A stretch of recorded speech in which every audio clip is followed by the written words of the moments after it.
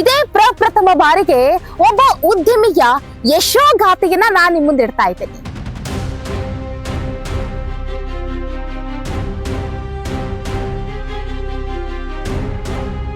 ಕರ್ನಾಟಕದಲ್ಲಿ ಬೇವಿನ ಹಿಂಡಿ ಎಲ್ಲಿ ಸಿಗುತ್ತೆ, ಬೇವಿನ ಆಯಿಲ್ ಎಲ್ಲಿ ಸಿಗುತ್ತೆ ಅಂತ ಕೇಳಿದ್ರೆ ಇಲ್ಲಿ ನಂಬರ್ 1 ಹೆಸರಾಂತ ಅಂತಂದ್ರೆ ಚಿಕ್ಕಮಗಳೂರು ಜಿಲ್ಲೆಯ ಅಜ್ಜಂಪುರ ತಾಲೂಕಿನ ಕಾಟಿಗೇರನ ಹಳ್ಳಿಯಲ್ಲಿ ಹೋಗಿ ನಿಮ್ಗೆ ಸಿಕ್ಕೇ ಸಿಗುತ್ತೆ, ಅದರಲ್ಲೂ ಪ್ಯೂರ್ ಆಗಿರೋ ಗೊಬ್ಬರ ಸಿಕ್ಕೇ ಸಿಗುತ್ತೆ ಅಂತ ಹೇಳೋರೆ ಹೆಚ್ಚಾಗಿದ್ದಾರೆ.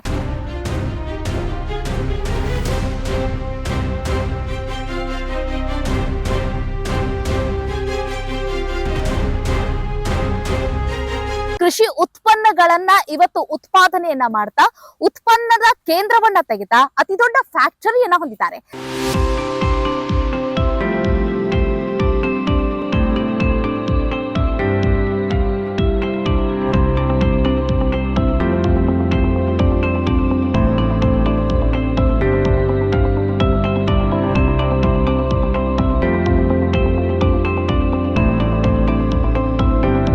ಅವರ ಆ ಸಕ್ಸಸ್ಫುಲ್ ಲೈಫ್ ನ ನಿಮ್ ಮುಂದೆ ಪರಿಚಯ ಮಾಡ್ಕೊಡ್ತಾ ಇದ್ದೀನಿ.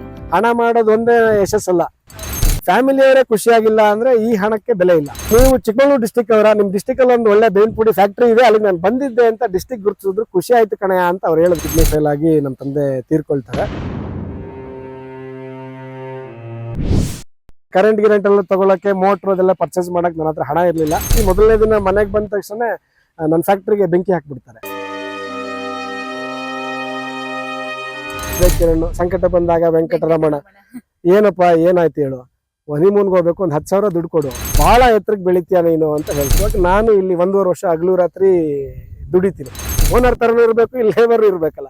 ಒಂದು ಹೋಟ್ಲಿಗೂ ನಾವು ಜೊತೆಗೆ ಹೋಗಿ ಊಟ ಮಾಡಕ್ ಆಗ್ಲಿಲ್ಲ. ನಮ್ಗೆ ಇನೋವೇಟಿವ್ ಆಗಿ ಪ್ರತಿ ಬಾರಿನೂ ಕೂಡ ಏನೆಲ್ಲ ಮಾಡ್ಬೋದು ವಿಭಿನ್ನವಾಗಿ ಅಂತ ಯೋಚನೆ ಮಾಡ್ತಾ ಅಡಾಪ್ಟ್ ಮಾಡ್ಕೊಂಡು ಹೋಗ್ತೀನಿ. So that is my success secret. First ಶುರು ಮಾಡಬೇಕು ಅಂದ್ರೆ ಅದನ್ನ ಮಾಡಿ ಸೋತವರನ್ನ ಮೊದಲು ಭೇಟಿ ಮಾಡ್ತೀವಿ. 1 ಕೋಟಿ ದುಡಿಯೋದು ಬಹಳ ಕಷ್ಟ. 1 ಕೋಟಿ ದುಡಿದ್ಮೇಲೆ 10 ಕೋಟಿ ಮಾಡೋದು ಬಹಳ ಈಸಿ. ಸೊ ಪೇಮೆಂಟ್ಸ್ ಕೊಡೋದು ಇಸ್ಕೊಳ್ಳೋದನ್ನ ತುಂಬಾ ನೀಟಾಗಿ ಮೈಂಟೈನ್ ಮಾಡಿ ಒಂದು ಸಮಾಜದಲ್ಲಿ ಟ್ರಸ್ಟ್ ಬಂದ್ರೆ ನಿಮಗೆ ಏನ್ ಕೇಳಿದ್ರು ಯಾರು ಬೇಕಿದ್ರು ಸಹಾಯ ಮಾಡಕ್ ಸ್ಟಾರ್ಟ್ ಮಾಡ್ತಾರೆ. ನಂದು hard work, smart thinking, commitment. ಒಂದು ಇವತ್ತಿನ ಇದರಲ್ಲಿ ದಿನಮಾನದಲ್ಲಿ ಏನಂದ್ರೆ ತುಂಬಾ ನಿಯತ್ತ ಕೆಲಸ ಮಾಡೋದ್ರ ಸಂಖ್ಯೆ ಬಹಳ ಕಡಿಮೆ. ಸೊ ಸೋತವನು ಯಾಕೆ ಸೋತ ಅನ್ನೋದು ಗೆದ್ದವನು ಹೇಳ್ತಾನೆ.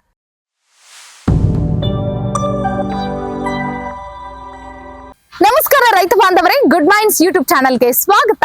ನಾನು ಶ್ವೇತಾ ಕಲ್ಕಣಿ. ಇವತ್ತಿನ ವಿಡಿಯೋದಲ್ಲಿ ಆ ಉದ್ಯಮಿಯ ಯಶೋಗಾಥೆಯನ್ನ ನಾನು ನಿಮ್ಮ ಮುಂದೆ ಪರಿಚಯ ಮಾಡ್ಕೊಡ್ಬೇಕು ಅಂತ ಹೇಳಿ ಈ ರೀತಿ ಪ್ರಯತ್ನವನ್ನ ಮಾಡ್ತಿದ್ದೀನಿ.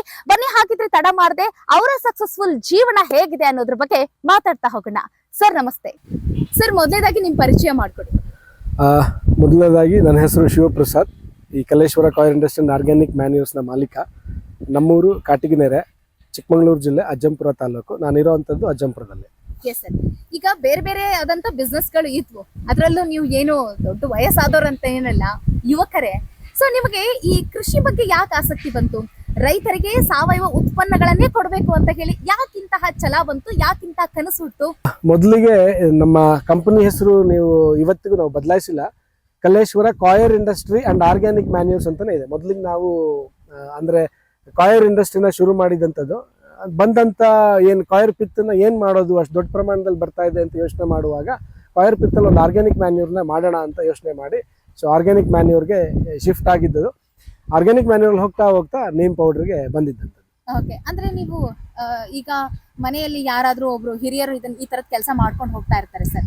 ಸೊ ಅವ್ರು ನೆಕ್ಸ್ಟ್ ನಾವು ಮಾಡೋಣ, ಎಜುಕೇಶನ್ ಮುಗಿದ ನಂತರ ವಾಟ್ ನೆಕ್ಸ್ಟ್ ಅಂತಂದಾಗ ಮನೆಯಲ್ಲಿ ಈ ತರದೊಂದು ಬಿಸ್ನೆಸ್ ನಡೀತಾ ಇದೆ, ಅದನ್ನೇ ಕಂಟಿನ್ಯೂ ಮಾಡೋಣ ಅಂತ ಮಾಡಿದ್ದ ಅಥವಾ ನಾನೇ ಇಂಥದ್ದೊಂದು ಪ್ರಯತ್ನವನ್ನ ಮಾಡ್ಬೇಕು ಅಂತ ಹೇಳಿ ಇಂತಹ ಒಂದು ಕೆಲಸಕ್ಕೆ ನೀವು ಕೈ ಹಾಕಿದ್ದ ಹೆಂಗೆ? ಇಲ್ಲ, ಬೇಸಿಕಲಿ ನಮ್ಮ ತಂದೆ ಗೌರ್ಮೆಂಟ್ ಅಫಿಷಿಯಲ್ ಇದ್ರು, APMC ಕೆಲಸ ಮಾಡ್ತಾ ಇದ್ರು. ಸೊ ನಾನು ನಂದು ಎಜುಕೇಶನ್ ಮುಗಿಸೋ ಹೊತ್ತಿಗೆ ನಮ್ಮ ತಂದೆಗೆ ಕಿಡ್ನಿ ಫೇಲ್ ಆಗಿ ನಮ್ಮ ತಂದೆ ತೀರ್ಕೊಳ್ತಾರೆ. ಆ ಸಂದರ್ಭದಲ್ಲಿ ನನ್ಗೆ ಅಂದ್ರೆ ಹಳ್ಳಿಲಿ ನಮ್ಗೆ ಸಮಸ್ಯೆ ಏನಂದ್ರೆ 13 ಎಕರೆ ತೋಟ ಇತ್ತು, ತೆಂಗಿನ ತೋಟ. 13 ಎಕರೆ ಅಡಕೆ ತೋಟದ ಆದಾಯ ಬೇರೆ, 13 ಎಕರೆ ತೆಂಗಿನ ತೋಟದ ಆದಾಯ ಬೇರೆ. ಸೊ ಇಲ್ಲಿ ಬಿಟ್ಟು ಬೆಂಗಳೂರಿಗೆ ಹೋಗೋಕೆ 13 ಎಕರೆ ಜಾಸ್ತಿ ಜಮೀನು, ಇಲ್ಲೇ ಇದ್ದು ಜೀವನ ಮಾಡಕ್ಕೆ 13 ಎಕರೆ ತೆಂಗಿನ ತೋಟದಲ್ಲಿ ಬರೋ ಆದಾಯ ತುಂಬಾ ವಿಪರೀತ ಕಡಿಮೆ. ಸೊ ಹಾಗಾಗಿ ಒಂದು ಚಿಕ್ಕದು ತೆಂಗಿನ ನಾರಿನ ಘಟಕ ಶುರು ಮಾಡಬೇಕು ಅನ್ಕೊಂಡು ಸೊ ಸ್ಟಾರ್ಟ್ ಮಾಡ್ಕೊಳ್ತೀನಿ. ಅದು ಇವತ್ತು ಇಲ್ಲಿಗೆ ಬಂದು ನಿಂತ್ಕೊಂಡಿದೆ. ಏನು ಓದಿದ್ದು ನೀವು? ಸರ್ ನಾನು BBM ಅನ್ನ ಸಹ್ಯಾದ್ರಿ ಕಾಲೇಜ್ ಶಿವಮೊಗ್ಗದಲ್ಲಿ ಮಾಡಿದ್ದೀನಿ, ಮತ್ತೆ MBA ನ ಕರೆಸ್ಪಾಂಡೆನ್ಸ್ ಅಲ್ಲಿ ಮಾಡ್ಕೊಂಡಿದ್ದೀನಿ. ಶಿವಮೊಗ್ಗನೇ ಬೇರೆ, ಚಿಕ್ಕಮಂಗ್ಳೂರೇ ಬೇರೆ, ಹೆಂಗ್ ಕನೆಕ್ಟ್ ಆಯ್ತು ನಿಮ್ಗೆ?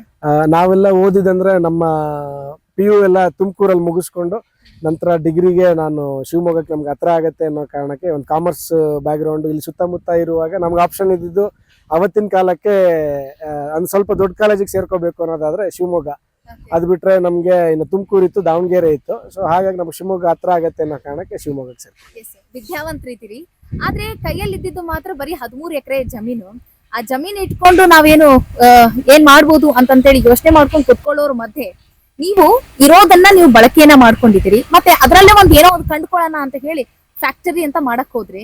ಸೊ ಇದ್ರ ಬಗ್ಗೆ ಹೇಳೋದಾದ್ರೆ, 0 to ಹೀರೋ ಆಗಿರುವಂತ ಆ ಕತೆ ಬಗ್ಗೆ ಹೇಳೋದಾದ್ರೆ, ಮೊದಲಿಗೆ ತೆಂಗಿನ ನಾರಿನ ಘಟಕನೇ ಪ್ರಾರಂಭ ಮಾಡಬೇಕು ಅಂತ ಯಾಕೆ ಐಡಿಯಾ ಬಂತು ಅಂದ್ರೆ, ಸೊ ನಮ್ಗೆ ಏನಾಗಿತ್ತು, ನಮ್ಮ ತಂದೆ ರಿಟೈರ್ಡ್ ಆಗಿದ್ರು.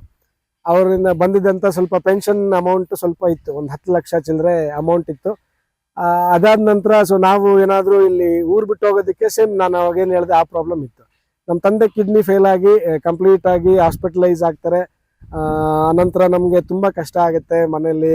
ಕಂಪ್ಲೀಟ್ ಆಗಿ ನಾವು ಅದನ್ನ ನಮ್ಮ ತಂದೆನ ಕೊನೆಗೆ ದುಡ್ಡು ಕಂಪ್ಲೀಟ್ ಆಗಿ ಇಲ್ಲದೆ ಹೊರಗಡೆ ಕರ್ಕೊಂಡ್ ಬರ್ತೀವಿ. ನಮ್ಮ ಹತ್ರ ಇರೋ ಅಷ್ಟು ದುಡ್ಡು ಖಾಲಿಯಾಗಿ ನಾವು ನಮ್ಮ ತಂದೆನ ಹಾಸ್ಪಿಟ್ಲಿಂದ ಕರ್ಕೊಂಡ್ ಬರ್ತೀವಿ. ಕರ್ಕೊಂಡ್ಬಂದ ನಂತರ ಸ್ವಲ್ಪ 1-2 ದಿನಕ್ಕೆ ನಮ್ಮ ತಂದೆ ತೀರ್ಕೊಳ್ತಾರೆ. ತೀರ್ಕೊಂಡ ನಂತರ ನಮ್ಗೆ ಇಲ್ಲಿ ಏನಾದ್ರೂ ಶುರು ಮಾಡ್ಲಿಕ್ಕೆ ಹಣದ ಅವಶ್ಯಕತೆ ಇರುತ್ತೆ.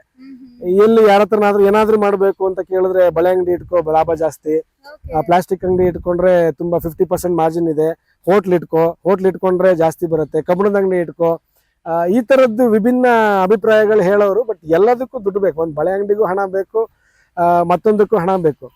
ಆದ್ರೆ ನನ್ಗೆ ನನ್ನ ಮನ್ಸಲ್ಲಿ ಏನಾದ್ರೂ ಒಂದು ಇಂಡಸ್ಟ್ರಿ ತರ ಮಾಡ್ಬೇಕು, ಒಂದ್ 10-15 ಜನ ಕೆಲಸ ಕೊಡ್ಬೇಕು ಅಂತ. ಇವತ್ತು ನಮ್ಮ ಫ್ಯಾಕ್ಟ್ರಿ ಎಲ್ಲ ಕೆಲಸ ಮಾಡೋದು ಅಕ್ಕಪಕ್ಕದ ಹಳ್ಳಿಯವರೇ, ರೈತರ ಮಕ್ಕಳೇ, ಎಸ್ಪೆಷಲಿ ರೈತರ ಮಕ್ಕಳಿಗೆನೆ ಕೆಲಸ ಕೊಡ್ಬೇಕು ಅಂತ ಕೊಟ್ಟಿರೋದು. ಹಾಗಾಗಿ ನನ್ಗೆ ಏನಾದ್ರೂ ಮಾಡ್ಬೇಕು ಅಂತ ಅನ್ಕೊಳ್ಳುವಾಗ ನನ್ಗೆ ವಿದ್ಯಾಧರ್ ಅಂತೇಳಿ ನಮ್ದು PUC ಫೇಲ್ ಆದಾಗ ನಾನು ಒಂದು ಏರ್ಟೆಲ್ ಈಗಿನ ಈಶ್ವರಪ್ಪ ಅವ್ರ ಮಗ ಕಾಂತೇಶ್ ಅಂತ ಇದ್ದಾರೆ, ಅವರ ಜಯಲಕ್ಷ್ಮಿ ಕಮ್ಯುನಿಕೇಶನ್ ಅಂತ, ಅಲ್ಲಿ ನಾನು ಒಂದ್ ಸ್ವಲ್ಪ ದಿನ ಕೆಲಸ ಮಾಡ್ತಾ ಇರ್ತೀನಿ. ಆವಾಗ ನಮ್ಗೆ ನಮ್ಮ ವಿದ್ಯಾಧರ್ ಸರ್, ನಿಮ್ಮೂರಲ್ಲಿ ಏನಿದೆ, ಏನ್ ಮಾಡ್ಬೇಕು, ನನ್ ದಾರಿ ತೋರ್ತಾ ಇರಲ್ಲ, ಏನ್ ಮಾಡೋಕ್ಕೂ ಬಂಡವಾಳ ಬೇಕು, ಬಂಡವಾಳ ಇಲ್ಲ. ಸೊ ನನಗೆ ಮೊದಲ ಬಾರಿ ವಿದ್ಯಾಧರ್ ಸರ್ ನಿಮ್ಮ ಏನ್ ತೆಂಗಿನ ತೋಟ ಇದೆ ಅದನ್ನ ಇಟ್ಕೊಂಡೆ ಏನಾದ್ರು ಮಾಡು ಅಂತ ಹೇಳ್ತಾರೆ. ಹೇಳಿದಾಗ ನಾನು ನಮ್ದು 13 ಎಕರೆ ತೆಂಗಿನ ತೋಟ ಇರುತ್ತೆ, ನಮ್ಮ ಮನೆ ಹಿಂದೆ ತುಂಬಾ ಸಿಪ್ಪೆ ಇರುತ್ತಲ್ವಾ, ಸೊ ನಾವು ಇಂಡಸ್ಟ್ರಿ ಸ್ಟಾರ್ಟ್ ಮಾಡ್ಬೇಕು ಅಂತ ಹೇಳ್ತೀನಿ. ಸೊ ಅದಾದ ನಂತರ ಏನಾದ್ರು ಮಾಡ್ಬೇಕು, ಲೆಟರ್ಸ್ ಕೊನೆಗೆ ಒಂದು ಕಾಯರ್ ಇಂಡಸ್ಟ್ರಿ ಸ್ಟಾರ್ಟ್ ಮಾಡೋದು. ಇಂಡಸ್ಟ್ರಿ ನನಗೆ ಕಾಯರ್ ಅಂತ ಹೆಸರಿಗಿಂತ ಇಂಡಸ್ಟ್ರಿ ಅಂತ ಪಕ್ಕದಲ್ಲಿ ಇತ್ತಲ್ಲ, ಅದು ಇಷ್ಟ ಆಗ್ತಾ ಇತ್ತು. ಅಂದ್ರೆ ಒಂದು coir industry, manufacturing, okay industry ಅಂತ ಆಗತ್ತೆ, ನಾನೊಬ್ಬ ಇಂಡಸ್ಟ್ರಿ ಓನರ್ ಆಗ್ತೀನಿ. ಏನೋ ಒಂದು ಮನೇಲಿ ಕೂತ್ಕೊಂಡಾಗ ನಮ್ಗೆ ಪ್ರತಿದಿನ ತೆಂಗಿನ ತೋಟದಲ್ಲಿ ಮಾಡಕ್ ಏನು ಕೆಲಸ ಇರಲ್ಲ. ಬೇಸಿಗೆಗಾಲದಲ್ಲಿ ಡ್ರಿಪ್ ಇರುತ್ತೆ, ಮೋಟರ್ ಆನ್ ಆಗತ್ತೆ, ನೀರು ಹೋಗುತ್ತೆ, ಬಿಟ್ಟು ಪ್ರತಿದಿನ ಬಂದು ಖಾಲಿ ತೋಟದಲ್ಲಿ ಏನು ಮಾಡಕ್ಕಾಗಲ್ಲ. ಬೆಳಗ್ಗೆ ಬಂದ್ರೆ ಕಾಯಿ ಬಿದ್ದಿರುತ್ತೆ, ಟೈಮ್ ಸರಿ ಕಾಯಿ ಕೆಡಿಸಿದ್ರೆ ಅದು ಕೆಲಸ ಇರಲ್ಲ, ಕಾಯಿ ತಗೊಂಡಾಗ ಮನೆ ಹತ್ರ ಹಾಕೊಂಡ್ರೆ. ಸೊ ಏನ್ ಮಾಡೋದು, ಈ ಸಂದರ್ಭದಲ್ಲಿ ನಾನು ಒಂದು ಯೋಚನೆ ಮಾಡುವಾಗ ಬೀರೂರಲ್ಲಿ ಒಂದು ಫ್ಯಾಕ್ಟ್ರಿಗೆ ನನ್ಗೆ ನಮ್ಮ ತಂದೆ ಸ್ನೇಹಿತರು ಇರ್ತಾರೆ, ಅವರ ಸ್ನೇಹಿತರು ಫ್ಯಾಕ್ಟ್ರಿಲಿ ಕೆಲ್ಸಕ್ಕೆ ಸೇರ್ಕೊಳ್ತೀನಿ ನಾನು. ಸೊ ಕೆಲ್ಸಕ್ಕೆ ಸೇರ್ಕೊಂಡು ಕೆಲ್ಸಕ್ಕೆ ಅಂದ್ರೆ ಇನ್ ದ ಸೆನ್ಸ್ ಇಂಥವ್ರ ಮಗ ನಾನು, ಹಿಂಗೆ ನಿಮ್ದು ಇಂಡಸ್ಟ್ರಿ ಇದೆಯಲ್ಲ, ನಾನು ಇಲ್ಲಿ ಬಂದು ಸ್ವಲ್ಪ ದಿನ ನೋಡ್ಕೊಂಡು ಕೆಲಸ ಕಲ್ತ್ಕೊಳ್ತೀನಿ. ನಾನು ಕಲ್ತ್ಕೊಂಡ ನಂತರ ಜಾಯಿನ್ ಆಗ್ತೀನಿ ಅಂತ ನನ್ನ ಕಡೆ ಫ್ಯಾಕ್ಟ್ರಿಲಿ ಹೋಗಿ ಮಾಡ್ತೀನಿ ಅಂತ ಹೇಳ್ತೀನಿ. ಒಂದು 3 ತಿಂಗಳು ಆಗತ್ತೆ. ಆಮೇಲೆ ಅವ್ರಿಗೂ ಅಲ್ಲಿ ಫ್ಯಾಕ್ಟ್ರಿ ನೋಡ್ಕೊಳಕ್ ಯಾರು ಇರಲ್ಲ. ಸೊ ಅವ್ರಿಗೂ ಫ್ಯಾಕ್ಟ್ರಿ ನೋಡ್ಕೊಳಕ್ ಯಾರು ಇಲ್ಲ ಅನ್ನೋ ಕಾರಣಕ್ಕೆ, ಇಲ್ಲ ನಾನು ಅಲ್ಲಿ ನಿಮ್ಮಲ್ಲಿ ಇನ್ವೆಸ್ಟ್ ಮಾಡ್ತೀನಿ, ಇಬ್ರು ಪಾರ್ಟ್ನರ್ಶಿಪ್ ಅಲ್ಲಿ ಫ್ಯಾಕ್ಟ್ರಿ ಮಾಡೋಣ ಅಂತ ಹೇಳ್ತಾರೆ. ನಮ್ಗೆ ಬಹಳ ಏನೋ ಒಂದು ದೊಡ್ಡ ಇದು ಸಿಕ್ತಂಗ ಆಗತ್ತೆ. ಇನ್ವೆಸ್ಟ್ಮೆಂಟ್ ಇಲ್ಲ, ಅವ್ರು ಫ್ಯಾಕ್ಟ್ರಿ ಮಾಡ್ತಾರೆ, ನಾನು ನೋಡ್ಕೊಳ್ಳೋದು. ನಮ್ಮೂರಲ್ಲಿ ಅಲ್ಲಿ ಎಲ್ಲೋ ಬಿಸ್ನೆಸ್ ನೋಡ್ಕೊಳ್ಳೋದಾಗಿದ್ರೆ ಯಾರ್ದು ನೋಡ್ಕೊಂಡ್ಬಿಡ್ತಿದ್ದೆ. ನಮ್ಮೂರಲ್ಲೇ ಮಾಡ್ಬೇಕು, ಇದೇ ಜಾಗದಲ್ಲಿ ಮಾಡ್ಬೇಕು ಅನ್ನೋದು ನನ್ನ ಹಠ. ಬರಗಾಲದಲ್ಲಿ ಮಳೆ ಆದಂತಹ ಅನುಭವ. ಅವಾಗ ನನ್ಗೆ 1 ವರ್ಷ ಅವ್ರಿಗೆ ರೆಗ್ಯುಲರ್ ಆಗಿ ಫ್ಯಾಕ್ಟ್ರಿಗೆ ಹೋಗಿ ನೋಡ್ಕೊಂಡು ಎಲ್ಲಾ ಮಾಡ್ತೀನಿ. ಸೊ ಒಂದು ಫೈನ್ ಡೇ ನಾನು ಅವ್ರಿಗೆ ಕೇಳ್ತೀನಿ, ಈ ತರ ಫ್ಯಾಕ್ಟ್ರಿ ಮಾಡೋಣ ಅಂತ ಹೇಳಿದ್ರಿ, ಅದ್ರ ಬಗ್ಗೆ ಏನು ಮಾತಾಡ್ತಾ ಇಲ್ಲ ಹಾಗೆ ಹೀಗೆ ಅಂತ. ಇಲ್ಲ ಸಾರಿ ಬೇಜಾರಾಗ್ಬೇಡ, ನನ್ನ ಹತ್ರ ಈಗ ಸದ್ಯಕ್ಕೆ ದುಡ್ಡಿಲ್ಲ, ನನಗೊಂದು 4-5 ವರ್ಷ ಫ್ಯಾಕ್ಟ್ರಿ ಮಾಡಕ್ ಆಗಲ್ಲ ಅಂತ ಹೇಳ್ತಾರೆ. ಸರಿ, ಮತ್ತೆ ವಾಪಸ್ ಖಾಲಿ ಕೈ, ಮತ್ತೆ ವಾಪಸ್ ನಾನು ಊರಿಗೆ ಬರ್ತೀನಿ, ಏನ್ ಮಾಡ್ಬೇಕು ಅಂತ ಹೇಳಿ. ಆಮೇಲೆ ನನಗೆ ಬಹಳ ಅತ್ಯಂತ ಆತ್ಮೀಯ ಸ್ನೇಹಿತರಾದವರು, ತುಂಬಾ ಅತ್ಯಂತ ನನಗೆ ಇವತ್ತಿಗೂ ನನ್ನ ಕ್ಲಾಸ್ಮೇಟ್ಸ್ 1-2ನೇ ಕ್ಲಾಸಲ್ಲಿ ಇದ್ದಂತ ಸ್ನೇಹಿತರು ಈಗಲೂ ಇದ್ದಾರೆ. ಇವತ್ತು ನಾವು ತುಂಬಾ ಕ್ಲೋಸ್ ಫ್ರೆಂಡ್ಸ್ ಆಗಿ ಇದೀವಿ. ಕಿರಣ್ ಮತ್ತೆ ಲೋಹಿತ್ ಅಂತ ಹಿಂಗೆ ಮಾತಾಡುವಾಗ ಹಿಂಗೆಲ್ಲ ಮೋಸ ಮಾಡಿದ್ರು. ಆಪ್ಷನ್ ಏನೂ ಇಲ್ಲ, ಈಗ ನನ್ಗೆ ಅಳೋದ್ ಬಿಟ್ಟು ಬೇರೆ ಆಪ್ಷನ್ ಏನಿಲ್ಲ. ಅವಾಗ ಅಂದ್ರೆ 1 ವರ್ಷ ಇನ್ವೆಸ್ಟ್ ಮಾಡಿದೀನಿ, ಕೆಲಸ ಮಾಡಿಲ್ಲ, 1 ರೂಪಾಯಿ ಅವ್ರ ಹತ್ರ ಸ್ಯಾಲ್ರಿ ಇಸ್ಕೊಂಡಿಲ್ಲ, ಅವ್ರದ್ದು ಇಡೀ ಮನೆ ಫ್ಯಾಕ್ಟ್ರಿ ಎಲ್ಲ ಕೆಲಸನೂ ಮಾಡ್ಕೊಟ್ಟಿದೀನಿ. ನನ್ನ ಹತ್ರ ಬೇರೆ ಏನು ದಾರಿ ಇಲ್ಲ. 1 ವರ್ಷ ಬೇರೆ ಎಲ್ಲಾರು ಕೆಲಸ ಮಾಡಿದ್ರೆ ಅಟ್ಲೀಸ್ಟ್ ನನಗೆ ಸ್ವಲ್ಪ ದುಡ್ಡು ಬರ್ತಿತ್ತು. ಸೊ ಅವಾಗ ಏನ್ ಮಾಡೋದು ಅಂತ ಯೋಚನೆ ಮಾಡುವಾಗ ನನಗೆ ನನ್ನ ಫ್ರೆಂಡ್ ಲೋಹಿತ್ ಮತ್ತೆ ಕಿರಣ್ ಅಂತ, ಅವರು ಜಸ್ಟ್ ಅವಾಗ ಇಂಜಿನಿಯರಿಂಗ್ ಪಾಸ್ಡ್ ಔಟ್. ಅವರು ಕೆಲ್ಸಕ್ಕೆ ಸೇರ್ಕೊಂಡಿದ್ರು. ಒಬ್ಬನಿಗೆ ಒಂದು 13,000 ಸಂಬಳ, ಇನ್ನೊಬ್ಬನಿಗೆ ಒಂದು 20,000 ಸಂಬಳ. ಅವಾಗ ಕೆಲ್ಸಕ್ಕೆ ಸೇರುವಾಗ ಅವಾಗ ವಿಪ್ರೋ ಕಂಪ್ನಿಯಲ್ಲಿ ಒಂದು 75,000 ಡೆಪಾಸಿಟ್ ಇಡಬೇಕಿತ್ತು 2 ವರ್ಷದ ತನಕ. ಅವ್ರ ತಂದೆ ತಾಯಿ ಗೊತ್ತಿಲ್ಲದೆ ಆ ಡೆಪಾಸಿಟ್ ನ ಬಿಡಿಸ್ಬಿಟ್ಟು ನನಗೆ ಫ್ಯಾಕ್ಟ್ರಿ ಶುರು ಮಾಡಕ್ಕೆ ಅಂತ ಕೊಡ್ತಾನೆ ಲೋಹಿತ್ ಅಂತ. ಕಿರಣ್ ಅಂತ ಅವ್ನ ಸ್ಯಾಲ್ರಿ ಸ್ವಲ್ಪ ಎತ್ತಿಟ್ಟಿದ್ದಂತ ಹಣ ಅವ್ರ ಮನೆ ಕೊಡುವಂಥದ್ದನ್ನ ನನಗೆ ಕೊಡ್ತಾನೆ. ಸೊ ಒಂದು ಚಿಕ್ಕ ಮೆಷಿನ್, ಒಂದು ನಮ್ಮ ಹತ್ರ ಕರೆಂಟ್ ಎಲ್ಲ ತಗೊಳಕ್ಕೆ, ಮೋಟ್ರ್ ಅದೆಲ್ಲ ಪರ್ಚೇಸ್ ಮಾಡಕ್ ನನ್ನ ಹತ್ರ ಹಣ ಇರಲಿಲ್ಲ. ಒಂದು ಲಾರಿ ಇಂಜಿನ್, ಒಂದು ಸೆಕೆಂಡ್ ಹ್ಯಾಂಡ್ ಲಾರಿ ಇಂಜಿನ್ ಶಿವಮೊಗ್ಗಕ್ಕೆ ಹೋಗಿ ಅಲ್ಲೊಂದು ಸೆಕೆಂಡ್ ಹ್ಯಾಂಡ್ ಲಾರಿ ಇಂಜಿನ್ ತಂದ್ಬಿಟ್ಟು ಜೋಡಿಸ್ಬಿಟ್ಟು ಅದರಲ್ಲಿ ಸ್ಟಾರ್ಟ್ ಮಾಡ್ತೀನಿ. ಸಿಪ್ಪೆ ಮಟ್ಟೆ ಒಳಗೆ ಹಾಕೋದು. ನಂದು ಇಡೀ ಫ್ಯಾಕ್ಟ್ರಿ ಅಂದ್ರೆ ನೀವು ಅದನ್ನ ಫ್ಯಾಕ್ಟ್ರಿ ಅಂತ ನಾನು ಅನ್ಕೊಳ್ತಿದ್ದೆ ಬಿಟ್ರೆ ವಿಸಿಟಿಂಗ್ ಕಾರ್ಡ್ ಮಾತ್ರ ಬಹಳ ಬ್ಯೂಟಿಫುಲ್ ಆಗಿ ಮಾಡಿಸಿದ್ದೆ. ಫ್ಯಾಕ್ಟ್ರಿ ಅಂದ್ರೆ ನೀವು ಆ ಫೋಟೋದಲ್ಲಿ ನೋಡಿದ್ರೆ ಒಂದು ಚಿಕ್ಕದೊಂದು ಮಿಷಿನ್, ಅದ್ರ ಪಕ್ಕ ಒಂದು ಲಾರಿ ಇಂಜಿನ್, ನನಗೆ ಅದೇ ಫ್ಯಾಕ್ಟ್ರಿ. ಹೊರಗಡೆ ಹೋಗುವಾಗ ಏನ್ ಮಾಡ್ತಿದ್ದೆ, ಬಿಸ್ನೆಸ್ ಮಾಡ್ತೀನಿ, ಏನು ಇಂಡಸ್ಟ್ರಿ ಇಟ್ಕೊಂಡಿದ್ದೀನಿ. ಬಂದ್ ನೋಡಿದ್ರೆ ಅದು ಯಾರಿಗೂ ಇಂಡಸ್ಟ್ರಿ ಅಂತ ಅನಿಸ್ತಿರ್ಲಿಲ್ಲ. ಸೊ ಚಿಕ್ಕದಾಗಿ ಸ್ಟಾರ್ಟ್ ಮಾಡ್ಕೊಂಡು ಶುರು ಮಾಡಿದಾಗ ಪ್ರಾಕ್ಟಿಕಲಿ ನನಗೆ ಫೈನಾನ್ಷಿಯಲ್ ತುಂಬಾ ಸಮಸ್ಯೆ ಬರೋದು. ನಾನೊಬ್ಬ, ಇಬ್ರು ಲೇಬರ್ಸು ನಮ್ಮೂರವರೇ. ನಮ್ಮ ಜೊತೆ ಉಮೇಶ್ ಅಂತ ಒಬ್ಬ ಹುಡುಗ ಇದ್ದ, ಲಿಂಗದಳ್ಳಿಂದ ಮಾವ ಕಳಿಸ್ಕೊಟ್ಟಿದ್ರು. ಆ ಹುಡುಗ ಮತ್ತೆ ಇನ್ನೊಬ್ಬ ಲೇಬರ್, ನಾವೇ 3 ಜನ ಬೆಳಗ್ಗೆ ಎಲ್ಲ ಕೆಲಸ ಮಾಡೋದು, ಸಂಜೆ ಮಾರ್ಕೆಟಿಂಗಿಗೆ ಅಂತ ಹೋಗೋದು, ಅಡ್ಡಾಡ್ಕೊಂಡು ಹೋಗೋದು. ನಮ್ಮ ತಂದೆ ಕೊಡ್ಸಿದ್ದು ಒಂದು ಕಾರ್ ಇತ್ತು, ಫಿಗೋ ಕಾರ್ ಇತ್ತು. ಸೊ ನಾನು ಅವಾಗ ಬೆಳಗ್ಗೆ ಎಲ್ಲ ಕೆಲಸ ಮಾಡಿ, ನಾವು 3 ಜನ ಲೇಬರ್ ಸೇರ್ಕೊಂಡು ಕೆಲಸ ಮಾಡ್ತಾ ಇದ್ವಿ. ಸಂಜೆ ಮೇಲೆ ಸ್ನಾನ ಮಾಡ್ಕೊಂಡು ಸೀದಾ ಎಲ್ಲೆಲ್ಲಿ ಅದನ್ನ ಮಾರಾಟ ಮಾಡ್ಬೋದು, ಕಾಯರ್ದು ಬಂಡಲ್ ಬರೋದು. ನಮ್ಮ ಹತ್ರ ಬಂಡಲ್ ಮಾಡೋ ಮಿಷಿನ್ ಇರಲಿಲ್ಲ. ಸೊ ನಾವು ಹಂಗೆ ಕೈಯಲ್ಲಿ ಕಟ್ಟಿ ಎಲ್ಲಿ ಮಾರೋದು ಅಂತೇಳಿ ಇದು ಮಾಡ್ತಾ ಇದ್ವಿ. ಸೊ ಈ ಸಂದರ್ಭದಲ್ಲಿ ನನಗೆ ಇದೆಲ್ಲ ನಮ್ಮ ತಂದೆ ನಾನು ಫ್ಯಾಕ್ಟ್ರಿ ಶುರು ಮಾಡಬೇಕು ಅಂದಾಗ ಬದುಕಿರ್ತಾರೆ. ಫೈನಲ್ ಅವ್ರ ಕಿಡ್ನಿ ಫೇಲ್ ಆಗಿ ನಾನು ಊರಿಗೆ ಬಂದು ಇಲ್ಲೇ ಇರಬೇಕು ಅಂತೆಲ್ಲ ಡಿಸೈಡ್ ಮಾಡುವಾಗ, ಸೊ ನಾನು ಇದೆಲ್ಲ ಸ್ಟಾರ್ಟ್ ಮಾಡಬೇಕು ಅಂತ ಪ್ರಿಪ್ರೇಷನ್ ಮಾಡ್ಕೊಳ್ತಾ ಇರ್ತೀನಿ. ಅವಾಗ ನಮ್ಮ ತಂದೆ 2012 ಸೆಪ್ಟೆಂಬರ್ಗೆ ಸತ್ತೋಗ್ತಾರೆ. ತೀರ್ಕೊಂಡ ನಂತರ ನಮ್ಮ ತಂದೆ ನನಗೆ ಏನ್ ಮಾಡಬೇಕು ಅಂತ ದಿಕ್ಕು ತೋಚದೆ ಇದು ಶುರು ಮಾಡಬೇಕು ಅಂತ ಪ್ರಾರಂಭದ ಹಂತದಲ್ಲಿ ಹಳ್ಳಿಗೆ ಬಂದೆ. ಶುರು ಮಾಡ್ಕೋಬೇಕು ಅನ್ಕೊಂಡೆ, ಎಲ್ಲ ಪ್ರಿಪ್ರೇಷನ್ಸ್ ಮಾಡ್ಕೋಬೇಕು. ಈ ಹಂತದಲ್ಲಿ ನನಗೆ ನಮ್ಮ ಅತ್ತೆ ಮಗಳ ಜೊತೆ ಮದುವೆ ಆಗುತ್ತೆ. ನನ್ಗೆ ಅವಾಗ 24 ವರ್ಷ. ನಮ್ಮ ತಂದೆ ಬದುಕಿದ್ದಂಗೆನೆ ನಮ್ಮ ಅತ್ತೆ ಮಗಳ ಜೊತೆ ಮದುವೆ ಫಿಕ್ಸ್ ಆಗಿರುತ್ತೆ. ತೀರ್ಕೊಂಡು 1 ವರ್ಷದೊಳಗೇನೆ ಮದುವೆ ಮಾಡಬೇಕು ಅಂತೇಳಿ ಮದುವೆ ಮಾಡ್ಕೊಳ್ತೀನಿ. ಪದ್ಮಶ್ರೀ ಅಂತ ನನ್ನ ಹೆಂಡತಿ ಹೆಸರು. ಸೊ ಮದುವೆ ಮಾಡ್ಕೊಂಡ ನಂತರ ನನಗೆ ಅವರು ಬ್ಯಾಂಕಲ್ಲಿ, ಕರ್ನಾಟಕ ಬ್ಯಾಂಕಲ್ಲಿ ವರ್ಕ್ ಮಾಡ್ತಾ ಇರ್ತಾರೆ. ಸೊ ನಮಗೆ ಕಂಪ್ಲೀಟ್ ಮೈಂಡ್ ಬ್ಲಾಂಕ್, ಏನ್ ಮಾಡಬೇಕು ಏನ್ ಮಾಡಬಾರ್ದು ಏನು ನಮ್ಗೆ ಗೊತ್ತಾಗ್ತಾ ಇರ್ಲಿಲ್ಲ. ಮುಂದಿನ ಹೆಜ್ಜೆ ಹೇಗೆ ತಗೊಂಡು ಹೋಗ್ಬೇಕು, ಯಾವ ತರ ನಿರ್ಧಾರಗಳನ್ನ ತಗೋಬೇಕು ಅಂತ ಕಷ್ಟ ಆಗ್ತಾ ಇತ್ತು. ಸೊ ಇಂಡಸ್ಟ್ರಿ ಸ್ಟಾರ್ಟ್ ಮಾಡಬೇಕು ಅಂದ್ರೆ ಹೊರಗಡೆಯಿಂದ ಸಿಪ್ಪೆ ಮಟ್ಟೆ ತರಬೇಕು, ಅದು ನಾವು ಸಿಪ್ಪೆ ಏನ್ ತೆಂಗಿನ ಸಿಪ್ಪೆ ಬರುತ್ತಲ್ಲ ತರಬೇಕು, ಪ್ರೊಡಕ್ಷನ್ ಮಾಡಬೇಕು, ಪ್ರತಿದಿನ ಇಂಜಿನ್ಗೆ ಡೀಸೆಲ್ ಹಾಕ್ಬೇಕು. ಸೊ ಏನ್ ಮಾಡೋದು ಅಂತ ತುಂಬಾ ಹೋರಾಟ ಮಾಡಿ ಚಿಕ್ಕದು ನಮ್ದು ತಂದೆ ಇದ್ದಾಗ ನನ್ಗೊಂದು ಟ್ರ್ಯಾಕ್ಟರ್ ಕೊಡ್ಸಿರ್ತಾರೆ, ನಮ್ಮ ತೋಟಗಳು 13 ಎಕರೆ ಬೇಸಾಯ ಹೊಡಿಲಿಕ್ಕೆ ಎಲ್ಲ ಮಾಡಕ್ಕೆ ಅಂತೇಳಿ. ಸೊ ನಾನು ಪ್ರತಿದಿನ ಟ್ರ್ಯಾಕ್ಟರ್ ಅಲ್ಲಿ ಬಾಡಿಗೆ ಬೆಳಗ್ಗೆ ಎದ್ದು, ನಮ್ಮಲ್ಲಿ ಕಲ್ಟಿವೇಟರ್ ಅಂತ ಕರೀತಾರೆ, ಕಾಗೆನೆಗಳು ಕಲ್ಟಿವೇಟರ್ ಅಂತ. ಸೊ ನಾನು ಪ್ರತಿದಿನ ಎಲ್ಲ ನಮ್ಮೂರಲ್ಲಿ ಎಲ್ರದ್ದು ಜಮೀನುಗಳಲ್ಲಿ ನನ್ಗೆ ಹಣ ಬೇಕಲ್ಲ, ಸ್ವಲ್ಪ ಎಲ್ರಿಗಿಂತ ಕಡಿಮೆ 100 ರೂಪಾಯಿ ಕಡಿಮೆ ಓಡಿಸೋದು 1 ಎಕರೆಗೆ. ಸೊ ನಾನು ಆಲ್ಮೋಸ್ಟ್ ಒಂದು 6 ತಿಂಗಳು ನಾನು ಇವತ್ತು ಹಾಕ್ತಿಲ್ಲ, ಬುಕ್ಸ್ ಇಟ್ಕೊಂಡಿನಿ ಯಾರ್ಯಾರ್ದು ಬೇಸಾಯ ಹೊಡೆದಿದ್ದೆ, ಯಾವತ್ತು ಹೊಡೆದಿದ್ದೆ ಅಂತ. ಸೊ ನಾನೊಂದು 6 ತಿಂಗಳಲ್ಲಿ ನಂದೆಲ್ಲ ಖರ್ಚು ಕಳೆದು 1,10,000 ರೂಪಾಯಿ ನನ್ಗೆ ಹಣ ಉಳಿಯುತ್ತೆ. ಸೊ ನಾನು ಆ ಹಣವನ್ನ ಫ್ಯಾಕ್ಟ್ರಿಗೆ ಇನ್ವೆಸ್ಟ್ ಮಾಡ್ಕೊಂಡು ಶುರು ಮಾಡ್ಕೊಳ್ತೀನಿ. ಒಂದು ಇದ್ರ ನಡುವೆ ಏನ್ ದುರಂತ ಅಂದ್ರೆ, ನಾನು ಮದುವೆ ಆಗಿ ನನ್ನ ಹೆಂಡತಿ ಮೊದಲನೇ ದಿನ ಮನೆಗೆ ಬಂದ ತಕ್ಷಣ ನನ್ನ ಫ್ಯಾಕ್ಟ್ರಿಗೆ ಬೆಂಕಿ ಹಾಕ್ಬಿಡ್ತಾರೆ. ಸೊ ಆ ಫ್ಯಾಕ್ಟ್ರಿಗೆ ಬೆಂಕಿ ಆದಾಗ ನನಗೆ ಚಿಕ್ಕ ಫ್ಯಾಕ್ಟ್ರಿ, ಇಂಡಸ್ಟ್ರಿ ಅಲ್ಲಲ್ಲೇ ಸ್ವಲ್ಪ ಇಟ್ಕೊಂಡು ಏನೋ ಗೊಬ್ಬರ ಇಟ್ಕೊಂಡಿರ್ತೀನಿ, ಒಂದು ಸಣ್ಣ ಮಿಷಿನ್ ಇಟ್ಕೊಂಡಿರ್ತೀನಿ. ಸೊ ನನಗೆ ಫ್ಯಾಕ್ಟ್ರಿಗೆ ಬೆಂಕಿ ಬಿದ್ದ್ಬಿಡುತ್ತೆ. ಅದು ನನಗೆ ಚೇತರಿಸ್ಕೊಳಕ ಸಣ್ಣ ಪುಟ್ಟ ದುಡ್ದಿದ್ದ ಹಣನ ಒಂದ್ ಕಡೆ ಕೂಡಿಟ್ಟು ಏನೋ ಮಾಡ್ಕೊಂಡಿರ್ತೀನಿ, ಕಂಪ್ಲೀಟ್ ಎಲ್ಲ ಸುಟ್ಟೋಗ್ಬಿಡತ್ತೆ. ಏನು ನನ್ನ ಹತ್ರ ಏನು ಉಳ್ಕೊಂಡಿರಲ್ಲ. ನನ್ಗಿನ್ನೂ ಬಹಳ ಚೆನ್ನಾಗಿ ನೆನಪಿದೆ. ಅವತ್ತು ನಾನು ಫ್ಯಾಕ್ಟ್ರಿಲಿ ಕಣ್ಣು ತುಂಬಾ ನೀರು ತುಂಬ್ಕೊಂಡು ಒಂದು ಮೂಲೆಯಲ್ಲಿ ಸುಮ್ಮನೆ ನಿಂತ್ಕೊಂಡಿರ್ತೀನಿ. ನಮ್ಮ ಊರಲ್ಲಿ ಒಂದು ಅಜ್ಜಿ ಬರ್ತಾರೆ, ಬಹಳ ವಯಸ್ಸಾಗಿರೋ ಅಜ್ಜಿ. ಮಗ ಎದುರು ಬೇಡ, ಬೆಂಕಿ ಉರಿದಂಗೆ ಉರಿದಿದ್ದು ನೀನು ಅಷ್ಟೇ ಜ್ವಾಲೆ ತರ ಉರಿದು ಬೆಳಿತೀಯ ನೀನು ಅಂತ ಅಜ್ಜಿ ಹೇಳೋಗತ್ತೆ. ನನ್ಗಿನ್ನೂ ಬಹಳ ಚೆನ್ನಾಗಿ ನೆನಪಿದೆ. ಹೇಳುತ್ತೆ. ನನಗಾದಾಗ ತಲೆಗೆ ಏನು ಓದ್ತಿರ್ಲಿಲ್ಲ, ಏನು ನೋಡ್ಲಿಲ್ಲ, ಸರಿ ಅಂತ ಅಂದೆ. ಎಲ್ಲ ಫೈರ್ ಇಂಜಿನ್ ಬಂತು, ಎಲ್ಲ ಸುಟ್ಟು, ಇಡೀ ಊರವರೆಲ್ಲ ಬಂದ್ರು. ಒಂದು ಮದುವೆ ಆಗಿದ್ದು ಮಾರನೇ ದಿನ ನನ್ನ ಹೆಂಡತಿ ಸಂಜೆ 6 ಗಂಟೆಗೆ ಮನೆಗೆ ಪ್ರವೇಶ ಮಾಡ್ತಾಳೆ, ಬೆಳಗ್ಗೆ 7 ಗಂಟೆಗೆ ಫ್ಯಾಕ್ಟ್ರಿಗೆ ಬೆಂಕಿ ಬೀಳುತ್ತೆ. ಅವಳನ್ನ ಕನ್ವಿನ್ಸ್ ಮಾಡೋದು, ಈ ಕಡೆ ಫ್ಯಾಕ್ಟ್ರಿನ ರನ್ ಮಾಡೋದು, ಸುಟ್ಟೋಗಿರೋದನ್ನ ನಿಭಾಯಿಸೋದು, ಇದು ನನ್ಗೆ ಬಹಳ ದೊಡ್ಡ ಸಂಕಟ ಆಗ್ಬಿಡತ್ತೆ. ಹೆಂಗ್ ನಿಭಾಯಿಸೋದು ಏನು, ಎಲ್ರು ಯಾವ ತರ ಮಾತಾಡ್ತಾರೋ, ಇವಳು ಧೈರ್ಯ ಇಟ್ಬಿಟ್ರೆ ಇದನ್ನ ಮ್ಯಾನೇಜ್ ಮಾಡೋದು ಕಷ್ಟ ಆಗುತ್ತೆ. ಸೊ ನನ್ಗೆ ಈ ಟೈಮಲ್ಲಿ ಹೇಗ್ ಮ್ಯಾನೇಜ್ ಮಾಡಬೇಕು ಗೊತ್ತಾಗ್ತಾ ಇಲ್ಲ. ಹೊಸದಾಗಿ ಮದುವೆ ಆಗಿದ್ದೀವಿ, ಅವಳಿಗೆ ಸಾಕಷ್ಟು ಕನಸುಗಳಿರುತ್ತೆ, ಅಲ್ಲಿ ಹೋಗ್ಬೇಕು, ಇಲ್ಲಿ ಬರಬೇಕು, ಈ ಥರದ್ದೆಲ್ಲ ಕನಸುಗಳಿರುತ್ತೆ. ನನ್ಗೆ ಹೊರಗಡೆ ಕರ್ಕೊಂಡು ಹೋಗಿ ಕಾರ್ ಇದೆ, ಒಳಗೆ ಪೆಟ್ರೋಲ್ ಹಾಕಕ್ಕೆ ದುಡ್ಡಿಲ್ಲ. ಹೆಂಡತಿ ಹತ್ರ ಮೊದಲೇ ಮದುವೆ ಆದ ಪ್ರಾರಂಭ ದಿನದಲ್ಲಿ ಹಣ ಕೇಳೋಕೆ ಈಗ ಅವ್ರ ಮನೆಯಲ್ಲಿ ಹೊರ ಕರ್ಕೊಂಡು ಹೋಗ್ಬೇಕು ಅಂದ್ರೆ ನಿನ್ನ ಹತ್ರ ದುಡ್ಡು ಇಸ್ಕೊಂಡು ಕರ್ಕೊಂಡು ಹೋಗೋ ಅಂತ ನಿನ್ನ ಗಂಡನ ಜೊತೆ ನೀನು ಹೆಂಗ್ ಜೀವನ ಮಾಡ್ತೀಯಾ ಅಂತ ಕೇಳಿದ್ರೆ ಕಷ್ಟವಾಗುತ್ತೆ. ಸೊ ಈ ಹಂತದಲ್ಲಿ ಮತ್ತೆ ವಾಪಸ್ ಅದೇ ಲೋಯ್ತು, ಅದೇ ಕಿರಣ್. ಸಂಕಟ ಬಂದಾಗ ವೆಂಕಟರಮಣ, ಏನಪ್ಪ ಏನಾಯ್ತು ಹೇಳು, ಹನಿಮೂನ್ಗೆ ಹೋಗ್ಬೇಕು, ಒಂದು 10,000 ದುಡ್ಡು ಕೊಡು. ಸರಿ ಆಯ್ತು, ನಮ್ಮ ಕಿರಣ 10,000 ರೂಪಾಯಿ ದುಡ್ಡು ಹಾಕ್ತಾರೆ. ಸೊ ನಾನು ಖುಷಿಯಾಗಿ ನಮ್ಮ ಮನೆಯವರು, ನನ್ನ ಮನೆಯವ್ಳು ಏನು ಹೇಳ್ತಿರ್ತಾಳೆ, ಮರ್ಯಾದೆ ಪ್ರಶ್ನೆಗಾದ್ರೂ ಸುಮ್ಮನೆ ಕಾರಲ್ಲಿ 4 ದೇವಸ್ಥಾನ ವಾಟ್ಸಪ್ ಸ್ಟೇಟಸ್ಗಾರ ಹಾಕೊಳ್ಳೋದಕ್ಕೆ 4 ದೇವಸ್ಥಾನ ಸುತ್ತಿಸ್ಕೊಂಬನ್ನಿ, ನಾವು ಹನಿಮೂನ್ಗೆ ಹೋಗಿ ಬಂದ್ವಿ ಅಂತ ಹೇಳ್ಕೊಳ್ಳ ಅಂತ ಬಾಯಿ ಮುಚ್ಚೋಕೆ. ಪಾಪ ಅವಳಿಗೂ ಕಷ್ಟ, ನಮ್ಮ ಅತ್ತೆ ಮಗಳೇ, ನನ್ನ ತಂದೆ ತಂಗಿ ಮಗಳೇ. ಸೊ ನಾನು 10,000 ರೂಪಾಯಿ ತಗೊಂಡು ಮನೆಗೆ ಬಂದು ಬಾಗಿಲು ತಡ್ತೀನಿ, ಅವಳು ಹೊರಗಿಂದ ದುಡ್ಡು ತರಕ್ ಹೋಗಿರ್ತೀನಿ ಅಂತ ಹೇಳಿರ್ತೀನಲ್ಲ. ಸೊ ಅವಳು ಬರಬೇಕು, ಹಿಂದ್ಗಡೆಯಿಂದ ಅಡುಗೆ ಬಟ್ಟಾಗ 10,000 ರೂಪಾಯಿ ದುಡ್ಡು ಕೊಡ್ಬೇಕಿರುತ್ತೆ. ಅವನು ಬಂದು ಆರಾನ್ ಮಾಡ್ತಾನೆ. ಅವಳು ಬಾಗಿಲು ತೆಗೆಯೋತ್ತಿಗೆ ನನಗೆ 10,000 ಕೊಟ್ಟು ಏನು ದುಡ್ಡು ಸಿಗ್ತಾ ಹೋಗೋದಾ ಅಂತ ಕೇಳ್ತಾಳೆ. ಇಲ್ಲ, ದುಡ್ಡು ಅರೇಂಜ್ ಆಗಲಿಲ್ಲ ಅಂತ ಹೇಳಿ ಸರಿ ಅಂತ ಆಮೇಲೆ ಅವಳು ಅದನ್ನ ಬಿಟ್ಬಿಡ್ತಾಳೆ. ನಾನು ಇಂಡಸ್ಟ್ರಿ ಸುಟ್ಟೋಗಿರತ್ತಲ್ಲ, ಮತ್ತೆ ರೀಕ್ರಿಯೇಷನ್ ಮಾಡಬೇಕು, ಏನು ಮಾಡೋದು ಅಂತ ಯೋಚನೆ ಮಾಡ್ತಾ ಮಾಡ್ತಾ ಮಾಡ್ತಾ ಮತ್ತೆ ಹೊಸದು ಏನು ಮಾಡೋದು, ಮತ್ತೆ ವಾಪಸ್ ಕಿರಣ್ ಹೋಯ್ತಾ. ಫ್ಯಾಕ್ಟ್ರಿ ಸುಟ್ಟೋಯ್ತು. ನಿಮ್ ಕೈಯಲ್ಲಿ 13 ಎಕರೆ ಜಮೀನಿತ್ತು ತಂದೆಯವರದು. ಸೊ ಅದನ್ನ ಬಳಕೆ ಮಾಡ್ಕೊಂಡು ಈ ಉದ್ದಿಮೆನ ಮತ್ತೆ ರೀಕ್ರಿಯೇಟ್ ಮಾಡಿದ್ರೆ ಹೆಂಗೆ?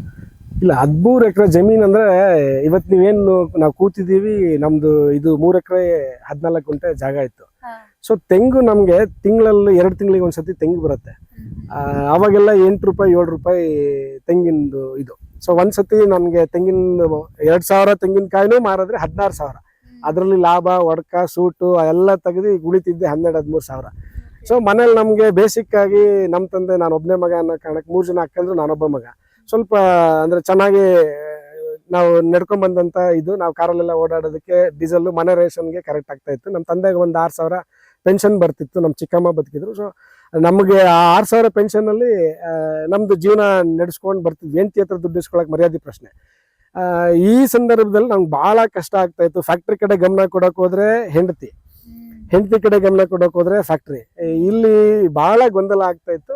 ಸೊ ನನ್ಗೆ ಅವಾಗ ಅಂದ್ರೆ ತುಂಬಾ ಕಷ್ಟದಲ್ಲಿರೋರಿಗೆ ದೇವರು ತಂದೆ ತಾಯಿ ರೂಪದಲ್ಲಿ ಬೇರೆ ಯಾವ್ದಾವ್ದೋ ರೂಪದಲ್ಲಿ ಬರ್ತಾರೆ ನನ್ನ ಜೀವನದಲ್ಲಿ. ಇವತ್ತು ನಾನು ನೆನೆಸ್ಕೋಬೇಕಿರೋ ಅಂತವ್ರು ನಮ್ಗೆ ಆಯಿಲ್ ಅಂಗಡಿ ರಂಗಣ್ಣ ಅಂತ ನಮ್ಗೆ ಜೊತೆಗೆ ನಿಂತವ್ರು, ಸದಾಶಿವಪ್ಪ ಅಂತೇಳಿ, ನಮ್ಮ ಕಾಟಿಂಗ್ ನೇರವಲ್ಲಿ ಚಂದ್ರಣ್ಣ ಅಂತೇಳಿ ನಮ್ಗೆ, ಅಂದ್ರೆ ನನ್ಗೆ 22-23 ವರ್ಷ ಅವಾಗ. ಸೊ ನನ್ಗೆ ಹಣ ಕೊಡುವಾಗ ತಂದೆ ಇಲ್ಲ, ದುಡ್ಡು ಕೊಟ್ಟು ಏನಾದ್ರು ಖರ್ಚು ಮಾಡಿದ್ರೆ ಯಾರನ್ನ ಕೇಳೋದು, ಮನೆ ಹತ್ರ ಹೋಗಿ ಯಾರನ್ನ ಕೇಳೋದು, ಈ ಸಮಸ್ಯೆ. ಸಿದ್ದರಾಮಪ್ಪ ಮೇಷ್ಟ್ರು ಅಂತೇಳಿ, ನನಗೆ ಲಾಯರ್ ಜಕಣಾಚಾರ್ ಅಂತೇಳಿ. ಸೊ ಇವರೆಲ್ಲ ನಮ್ಗೆ ತುಂಬಾ ಸಪೋರ್ಟ್ ಮಾಡಿದ್ರು. ಏನೋ ಒಂದದು ಯಾವ ಮಾರಲ್ಲೂ ನನ್ನಿಂದ ಅವ್ರಿಗೆ ಯಾವ್ದು ಲಾಭ ಅಂತೂ ಇರ್ಲಿಲ್ಲ, ಲಾಭದ ಉದ್ದೇಶಕ್ಕೆ ಸಪೋರ್ಟ್ ಮಾಡಿದ್ರು ಅಂತ ಹೇಳಿ. ಪವಿತ್ರ ಪ್ಲಸ್ ವೆಂಕಟೇಶಣ್ಣ ಅಂತ, ಇವರೆಲ್ಲ ನನ್ಗೆ ಬ್ಯಾಕ್ ಬೋನ್ ಆಗಿ ನಿಂತ್ಕೊಂಡು ಸ್ವಲ್ಪ ಸಪೋರ್ಟ್ ಮಾಡಿ ನಾವಿದೀವಿ. ಹಣ ಬೇಕಿತ್ತು ನನ್ಗೆ ಅಷ್ಟೇ. ಹಣ ನನ್ಗೆ ಬ್ಯಾಂಕಲ್ಲೆಲ್ಲ ತಗೊಳ್ಳೋದಕ್ಕೆ ಕಷ್ಟ ಆಗ್ತಾ ಇತ್ತು. ಸೊ ಹಾಗಾಗಿ ನನ್ಗೆ ಬಡ್ಡಿ ಸಾಲ ಕೊಡ್ಸೋರು, ಸಾಲ ತೀರ್ಸೋ ಕೆಪಾಸಿಟಿ ಇತ್ತು, ಬಟ್ ದುಡ್ಡು ಕೊಡೋರು ಇರ್ಲಿಲ್ಲ. ಅವಾಗ ನಾನು ಫಸ್ಟ್ ಟೈಮ್ 2013ನೇ ಇಸ್ವಿ ನಮ್ಮ ತಂದೆ ನಡೆದು, ಇದೆಲ್ಲ 6 ತಿಂಗಳಲ್ಲಿ ನಡೆದಿರುವಂತ ಕೆಲಸ. ನಿಧಾನಕ್ಕೆ ಅವ್ರ ಹತ್ರ ಇವತ್ತೆಲ್ಲ ಸಾಲ ತಗೊಂಡು ನಂತರ ನನ್ನ ಫ್ರೆಂಡ್ ಆತ್ಮಗೆ ಸುನಿಲ್ ಅಂತ, ಅವ್ರ ಜೊತೆ ಒಂದ್ಸತಿ ಕೂತ್ಬಿಟ್ಟು ನಾನು ಮಾತಾಡಿ ಹಿಂಗೆ ಸ್ವಲ್ಪ ಫಂಡ್ಸ್ ಎಲ್ಲ ಬೇಕಾಗುತ್ತೆ, ಇಬ್ರು ಒಟ್ಟಿಗೆ ಸೇರ್ಕೊಂಡು ಮಾಡೋಣ ಅಂತ ಹೇಳ್ತೀನಿ. ಸೊ ಸುನಿಲ್ ಅವರು ಆಯ್ತು ಅಂತ ಒಪ್ಕೊಂಡು ಅವ್ರು ಸ್ವಲ್ಪ ಒಂದು 50,000 ಹಣ ಕೊಡ್ತಾರೆ, ಎಲ್ಲ ನಾನು ಕೊಡ್ತೀನಿ, ಮತ್ತೆ ಸ್ಟಾರ್ಟ್ ಮಾಡೋಣ ಅಂತ ಮತ್ತೆ ಶುರು ಮಾಡ್ಕೊಳ್ತೀವಿ. ಮತ್ತೆ ಅಷ್ಟು ಅಂದ್ರೆ 50,000 ತರ್ತೀವಿ. ಬಟ್ ಏನಂದ್ರೆ ಇಂಡಸ್ಟ್ರಿ ಹಾಕೋದು ಬೇರೆ, ನಿಮಗೆ ಇಂಡಸ್ಟ್ರಿಗೆ ಇನಿಷಿಯಲ್ ಇನ್ವೆಸ್ಟ್ಮೆಂಟ್ ಬೇರೆ ಆಗುತ್ತೆ, ರನ್ನಿಂಗ್ ಕಾಸ್ಟ್ ಬೇರೆ ಆಗುತ್ತೆ. ಸೊ ಇನಿಷಿಯಲ್ ಇನ್ವೆಸ್ಟ್ಮೆಂಟ್ ಇಟ್ಕೊಂಡವರೆಲ್ಲ ಇಂಡಸ್ಟ್ರಿ ನಡ್ಸಕ್ಕಾಗಲ್ಲ, ರನ್ನಿಂಗ್ ಕಾಸ್ಟ್ ಇಟ್ಕೊಂಡವರೆಲ್ಲ ಇಂಡಸ್ಟ್ರಿ ನಡ್ಸಕ್ಕಾಗಲ್ಲ. ಸೊ ಇದು ಬಹಳ ದೊಡ್ಡ ಟಾಸ್ಕ್. ನಾನು ಏನೇನೋ ಅನುಭವ ಪಟ್ಟಿದ್ದೀನಿ. ಸೊ ತುಂಬಾ ಜೋಶಲ್ಲಿ ನಾನು ಗೆದ್ಬಿಡ್ತೀನಿ ಅನ್ನೋ ಕಾರಣಕ್ಕೆ ಬಂದ್ಬಿಡ್ತಾರೆ. ಜೀವನದಲ್ಲಿ ರೈತರ ಮಕ್ಳು ಯಾವತ್ತು ಸೋಲ್ಬಾರ್ದು ಅನ್ನೋ ಕಾರಣಕ್ಕೆ ನಾನು ಏನು ತರಬೇತಿಗಳು ಕೊಡೋದು, ಸರ್ ಒಂದು ಇಂಡಸ್ಟ್ರಿ ಮಾಡಬೇಕು ಅಂತ ಇದ್ದೀನಿ, ಬೇಸಿಕಲಿ ನಾನು ಯಾವ್ಯಾವ ವಿಷಯಗಳನ್ನ ಗಮನದಲ್ಲಿ ಇಟ್ಕೋಬೇಕು, ಹೋಗ್ಬೇಕು ಅಂತ ಕೇಳೋ ಪ್ರಶ್ನೆಗಳಿಗೆ ಯಾಕೆ ಉತ್ತರ ಕೊಡ್ತೀನಿ ಅಂದ್ರೆ ಈ ಕಾರಣಕ್ಕೆ. ಮಧ್ಯದಲ್ಲಿ ಬಂದು ನಿಂತು ಬಿಡ್ತಾರೆ, ಅಪ್ಪನ ಹತ್ರ ಇರೋ ದುಡ್ಡೆಲ್ಲ ಕಿತ್ಕೊಳ್ತಾರೆ, ಅಥವಾ ಎಲ್ಲೋ ಬರೋ ಅವ್ರದ್ದು ಇನ್ಕಮ್ ಮೂಲದಲ್ಲಿ ತಂದು ಇಂಡಸ್ಟ್ರಿ ರೆಡಿ ಮಾಡ್ಕೊಳ್ತಾರೆ, ಅಥವಾ ಏನೋ ಒಂದು ಬಿಸ್ನೆಸ್ ಸಿಚುಯೇಟ್ ಮಾಡ್ಕೊಳ್ತಾರೆ. ರನ್ನಿಂಗ್ ಕಾಸ್ಟ್ ಬೇರೆ, ಪ್ರತಿದಿನ ಅದು ರನ್ ಆಗ್ಲಿಕ್ಕೆ ಅದೇ ಸಪರೇಟ್ ಕಾಸ್ಟ್.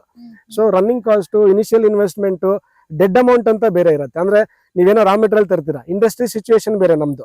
ಇವಾಗ ಒಂದ್ ಲಾರಿ ಲೋಡ್ ಇವತ್ತು ತಂದಿದ್ ಗೊಬ್ಬರನ ಸಗಣಿನ ಇವತ್ತೇ ಮಾಡಕ್ಕಾಗಲ್ಲ, 90 ದಿನ ಆದ್ಮೇಲೆ ಮಾರ್ಬೇಕು. 90 ದಿನದ ತನಕ ಒಂದೇ ಲೋಡ್ ತರಕ್ಕಾಗಲ್ಲ, 90 ದಿನನೂ ಲೋಡ್ ಬರ್ತಾ ಇರುತ್ತೆ. ಡೆಡ್ ಇನ್ವೆಸ್ಟ್ಮೆಂಟ್ ಬೇರೆ ಇರುತ್ತೆ. ಸೊ ಈ ಸಂದರ್ಭದಲ್ಲಿ ನನಗೆ ಭಾಳ ಧರ್ಮ ಸಂಕಟ ಆಗ್ತಾ ಇತ್ತು. ನನ್ನ ಹೆಂಡತಿಗೂ ಏನು ಹೇಳೋ ಪರಿಸ್ಥಿತಿಲಿ ಇರಲಿಲ್ಲ. ಸೊ ನನಗೆ ನನ್ನ ಫ್ರೆಂಡ್ ರಂಗಣ್ಣ ಅಂತ ಅವ್ರು ಹೇಳ್ಕೊಟ್ಟಿದ್ದು ಏನಂದ್ರೆ, ಫಸ್ಟ್ ನೀನೊಂದು ಮಗು ಮಾಡ್ಕೊ, 1.5 ವರ್ಷ ತಾಯಿಗೆ ಮಗು ಮೇಲೆ ಪ್ರೀತಿ ಇರೋದ್ರಿಂದ ಗಮನ ಅವ್ರದ್ದು ಆ ಕಡೆ ಹೋಗುತ್ತೆ. ಆ 1.5 ವರ್ಷ ನಿನಗೆ ಅಷ್ಟೇ ಟೈಮ್ ಇರೋದು. ನೀನು ಬೆಳೆದ್ರೆ ಆ 1.5 ವರ್ಷದಲ್ಲಿ ಬೆಳಿಬೇಕು, ಇಲ್ಲ ಅಂದ್ರೆ ನಿನ್ ಕೈಯಲ್ಲಿ ಬೆಳೆಯೋಕ್ಕಾಗಲ್ಲ, ಕಷ್ಟ ಆಗತ್ತೆ. ನಿನ್ ಲೈಫ್ ಪೂರ್ತಿ ಸ್ಯಾಕ್ರಿಫೈಸ್ ಮಾಡ್ಕೊಂಡು ಹೀಗೆ ಹೆಂಡತಿ ಹಿಂದೆ ಮುಂದೆ ಓಡಾಡ್ಕೊಂಡು, ಇಲ್ಲ ಬೇರೆ ಏನೋ ಕೆಲಸ ಮಾಡ್ತೀವಿ, ಅವ್ರು ಬ್ಯಾಂಕಿಗೆ ಹೋಗ್ತಾರೆ, ಹಿಂಗೆ ರನ್ ಆಗುತ್ತೆ ಅಂತ ಹೇಳ್ತಾರೆ. ಸೊ ನಾವು ಅವಾಗ ಕೆಲಸ ಮಾಡ್ತಿದ್ರೆ ಸರ್, ಬ್ಯಾಂಕಲ್ಲಿ ಕೆಲಸ ಮಾಡ್ತಿದ್ರು, ಮನೆಯವ್ರು ಬ್ಯಾಂಕಲ್ಲಿ ಕೆಲಸ ಮಾಡ್ತಾರೆ, ಮದುವೆಗೆ ಮುಂಚೆನೆ ಕೆಲಸದಲ್ಲಿದ್ರು. ಸೊ ಹಾಗಾಗಿ ನಾವು ಒಂದು ಸರಿ ಅಂತ ಇಬ್ರು ಮಾತಾಡ್ಕೊಂಡು ಒಂದು ಮಗು ಮಾಡ್ಕೊಳ್ಳೋದು ಅಂತ ನಮ್ಗೆ ಮೇ 14-15-2013ನೇ ಇಸ್ವಿಲಿ ನಮ್ದು ಮದುವೆ ಆಗುತ್ತೆ. ಸೊ ನಮ್ಗೆ 2014 ಜುಲೈ 22 ನನ್ನ ಮೊದಲನೇ ಮಗಳು ವಿಸ್ಮಿತಾ ಅಂತ ಹುಡ್ತಾಳೆ. ಸೊ ನಾನೇನು ಆಟೋಮೊಬೈಲ್ ರಂಗಣ್ಣ ಅಂತ ಹೇಳದ್ನಲ್ಲ, ಅವಾಗ ನನಗೆ ಮಧ್ಯಾಹ್ನ ಫೋನ್ ಮಾಡಿ ಅವ್ರು ನನ್ನ ಬದಲು ಅವ್ರ ಐನಾರ ಹತ್ರ ಹೋಗಿ ಕೇಳಿ ಫೋನ್ ಮಾಡ್ತಾರೆ, ಲಕ್ಷ್ಮೀಪುತ್ರಿ ಹುಟ್ಟಿಯಾಳೆ, ಬಹಳ ಎತ್ತರಕ್ಕೆ ಬೆಳಿತೀಯ ನೀನು ಅಂತ ಹೇಳ್ತಾರೆ. ಹಾಸ್ಪಿಟ್ಲ್ ಬಿಲ್ ಕಟ್ಟಕ್ ದುಡ್ಡಿಲ್ಲ, ಬಹಳ ಎತ್ತರಕ್ಕೆ ಹೆಂಗ್ ಬೆಳೆಯೋದು ಅಂತ ಅನ್ಸುತ್ತೆ. ಸರ್ ಹಂಗ ಅನ್ಕೊಂಡು ಅದಾದ ನಂತರ ಅವ್ರದ್ದು ಅಂದ್ರೆ ಮನೆಯವ್ರ ಕಡೆ ಗಮನ ಆ ಕಡೆ ಹೋಗುತ್ತೆ, ಮಗು ನೋಡ್ಕೊಳ್ಳೋದು, ಮಗು ಕಡೆ ಗಮನ ಕೊಡೋದು. ಆ ಕಡೆ ಹೋಗುವಾಗ ನಾನು ಇಲ್ಲಿ 1.5 ವರ್ಷ ಹಗಲು ರಾತ್ರಿ ದುಡಿತೀನಿ. ಸ್ವಲ್ಪ ಎವ್ರಿ ಡೇ ಪ್ರತಿದಿನ ನಾನು ಹೋರಾಟ ಮಾಡುವಂಥದ್ದು, ಪ್ರತಿದಿನ ರಾತ್ರಿ ಹೋಗಿ ಬೆಳಗ್ಗೆ ಬರೋದು. ಎಲ್ಲೆಲ್ಲಿ ನನ್ಗೆ ಹೋರಾಟ ಮಾಡೋಕ್ಕಾಗತ್ತೆ, ಕಂಪ್ಲೀಟ್ ನನ್ನ ಬೈಕ್ ಕಾರ್ ಎಲ್ಲೆಲ್ಲಿ ಬಳಕೆ ಮಾಡೋಕ್ಕಾಗತ್ತೆ, ಬೆಳಗ್ಗೆಯಿಂದ ಸಂಜೆವರೆಗೂ ಕೆಲಸ ಮಾಡೋದು, ಸಂಜೆ ಸ್ನಾನ ಮಾಡ್ಕೊಂಡು ಕಾರಲ್ಲಿ ಹೋಗೋದು. ಓನರ್ ಥರನೂ ಇರಬೇಕು, ಇಲ್ಲಿ ಲೇಬರ್ ಇರಬೇಕಲ್ಲ. ಸೊ ಹಿಂಗೆ ಸಪೋರ್ಟಿವ್ ಆಗಿ ನನಗೆ ಅವತ್ತು ಉಮೇಶ್ ಅಂತ ಅವನು ಇವತ್ತಿಲ್ಲ ಆ ಹುಡುಗ, ಅವ್ನು ನಂಗೆ ಭಾಳ ಬ್ಯಾಕ್ ಬೋನ್ ಆಗಿ ನಿಂತ್ಕೊಳ್ತಾನೆ. ನನ್ನ ವೈಫ್ ಕೂಡ 1.5 ವರ್ಷ ಒಂದು ಹೋಟ್ಲಿಗೂ ನಾವು ಜೊತೆಗೆ ಹೋಗಿ ಊಟ ಮಾಡೋಕ್ಕಾಗಲಿಲ್ಲ ನಮಗೆ. ನಮ್ಮ ಏನು ಹನಿಮೂನ್ ಲೈಫ್ ಇರುತ್ತೆ ಮೊದಲು 1 ವರ್ಷ, ಅದನ್ನ ನಾವು ಸ್ಯಾಕ್ರಿಫೈಸ್ ಮಾಡಿದ್ವಿ. ಸೊ ಅದಾದ ನಂತರ ನನ್ನ ಕಾಲೇಜ್ ಲೆಕ್ಚರ್ಗಳು, ನನ್ನ ಫ್ರೆಂಡ್ಸು, ಸ್ಟೂಡೆಂಟ್ಸು ಎಲ್ಲೆಲ್ಲಿ ಹೆಲ್ಪ್ ಮಾಡೋಕ್ಕಾಗತ್ತೆ. ಹೆಲ್ಪ್ ಅಂದರೆ ಹಣ ದುಡ್ಡು ಕೊಡೋದೇ ಅಂತಲ್ಲ. ಇವತ್ತು ನೀವು ಯಾವುದೋ ಒಂದು ವಿಡಿಯೋಗೆ ಹಾಕಿದ್ರೆ ಎಲ್ಲ ನನ್ನ ಫ್ರೆಂಡ್ಸು ಸ್ಟೇಟಸ್ಗೆ ಹಾಕೊಳ್ತಾರೆ. ಸೊ ಹೆಲ್ಪ್ ಅಂದ್ರೆ ನೇರವಾಗಿನೇ ಹೆಲ್ಪ್ ಮಾಡಬೇಕು, ಬಂದಿಲ್ಲ ನನ್ನ ಜೊತೆಗೆ ಚೀಲ ಹೊತ್ತು ಲೋಡ್ ಮಾಡಿ ದಾಬ್ ಬೆಳಿಬೇಕು ಅಂತ ಏನಿಲ್ಲ, ಅವರವರ ಚೌಕಟ್ಟು ಒಳಗಡೆ ಮಾಡೋದು. ನೀವು ಅಷ್ಟೇ ದಯವಿಟ್ಟು ನಿಮ್ಮ ಜೊತೆಗಿರೋರ್ಗೆ ಹೆಲ್ಪ್ ಅಂದ ತಕ್ಷಣ ಹಣ ಕೊಡಬೇಕು ಅಂತಲ್ಲ, ನಾನಿದ್ದೀನಿ ನೀನು ಮಾಡು ಅಂತ ಒಂದು ಮಾರಲ್ ಸಪೋರ್ಟ್ ಇದ್ರೆ ಸಾಕಾಗುತ್ತೆ. ಅಗೈನ್ ಮತ್ತೆ ಆಟೋಮೊಬೈಲ್ ರಂಗಣ್ಣ ಆರ್ಗ್ಯಾನಿಕ್ ಮ್ಯಾನ್ಯೂರ್, ಕಾಯಿಲ್ ಇಂಡಸ್ಟ್ರಿಯಿಂದ ನಿಧಾನವಾಗಿ ವೇಸ್ಟ್ ಅಲ್ಲಿ ಆರ್ಗ್ಯಾನಿಕ್ ಮ್ಯಾನ್ಯೂರ್ ಮಾಡಿ ಅಕ್ಕಪಕ್ಕದೆಲ್ಲ ಮಾಡ್ತಾ ಇರ್ತೀವಿ. ನಮ್ಮ ತಾಯಿ ತಮ್ಮ ತಿಪ್ಪೇಶಣ್ಣ ಅಂತೇಳಿ, ತಿಪ್ಪೇಸ್ವಾಮಿ ಅವರು ಅವ್ರ ಸ್ನೇಹಿತರಿಗೆಲ್ಲ ತಗೊಂಡೋಗಿ ಕೊಡ್ಸೋದು, ಹಿಂಗೆಲ್ಲ ಸಹಾಯ ಮಾಡ್ತಾ ಇರ್ತಾರೆ. ಬಟ್ ನಮ್ಗೆ ಗೊಬ್ಬರ, ನನ್ಗೆ ಓದಿದ್ ನಾನು ಕಾಮರ್ಸ್ ಬ್ಯಾಕ್ ಗ್ರೌಂಡ್, ನನ್ ಡಿಕಂಪೋಸು, ನ್ಯೂಟ್ರಿಯೆಂಟು, NPK ನಮ್ಗೆ. ಅದೇ ಈಗ ನೀವು ಓದಿರೋದು MBA ಓದಿದ್ದೀರಾ, ಸೊ ಕಂಪ್ಲೀಟ್ಲಿ ನೀವು ಬಿಸ್ನೆಸ್ ಇದರಲ್ಲೇ ನೀವು ಲೈನ್ ಅಲ್ಲೇ ಇದ್ದೀರಾ. ಬಟ್ ಇವತ್ತು ನೀವು ಸಾವಯವ ಗೊಬ್ಬರದ ನೀವು ಇದು ಎಥಿಕಲ್ಲಿ ನೀವು ಇವತ್ತು ಉತ್ಪನ್ನಗಳನ್ನ ಕೇಂದ್ರಗಳನ್ನ ತೆರೆದಿದ್ದೀರಲ್ಲ, ತರಬೇತಿ ಹೆಂಗ್ ಸಿಕ್ತು ಮತ್ತೆ ಈ ಎಲ್ಲ ಜ್ಞಾನ ಹೆಂಗ್ ಸಿಕ್ತು? ಮೇಡಮ್ ನಾನು ಫಸ್ಟ್ ಇಂದಾನೆ ಹೇಳ್ಕೊಂಡ್ ಬರ್ತೀನಿ, ನನಗೆ ಇಲ್ಲಿ ಬರೋಂಥ ರೈತರ ಕಸ್ಟಮರ್ಸ್ ಸೈಂಟಿಸ್ಟ್ಗಳು, ಬಹಳ ತುಂಬಾ ನಾಲೆಡ್ಜ್ ಇರೋಂಥ ಸೈಂಟಿಸ್ಟ್ಗಳು ಎಲ್ಲ ಬರ್ತಾರೆ. ಸೊ ನಾವು ಕಾಯಿಲ್ ಇಂಡಸ್ಟ್ರಿ ಸ್ಟಾರ್ಟ್ ಮಾಡ್ಕೊಂಡ್ವಿ, ಕಾಯಿರ್ ಪಿತ್ತಲ್ಲಿ ಗೊಬ್ಬರ ಮಾಡಕ್ ಸ್ಟಾರ್ಟ್ ಮಾಡಿದ್ವಿ. ಕೋಕೋ ಪಿತ್ತನ್ನ ಗೊಬ್ಬರ ಮಾಡಿದ್ರೆ ನರ್ಸರಿ ಗೊಬ್ಬರ ಅಂತ ಎಲ್ಲ ರೈತರುಗಳು ರಿಜೆಕ್ಟ್ ಮಾಡ್ಬಿಡ್ತಾರೆ. ನರ್ಸರಿ ಗೊಬ್ಬರ ತುಂಬಾ ಚೆನ್ನಾಗಿರುತ್ತೆ. ನಾನು ವೆರಿ ಫಸ್ಟ್ ಕೇರಳದ ಅಲ್ಲಪ್ಪಿಗೆ ಹೋಗ್ಬಿಟ್ಟು ಅಲ್ಲೊಂದು ಕಾಯಿರ್ ಬೋರ್ಡ್ ಇದೆ, ಅಲ್ಲಿ ನಾನು ಟ್ರೈನಿಂಗ್ ತಗೊಂಡು ಬರ್ತೀನಿ.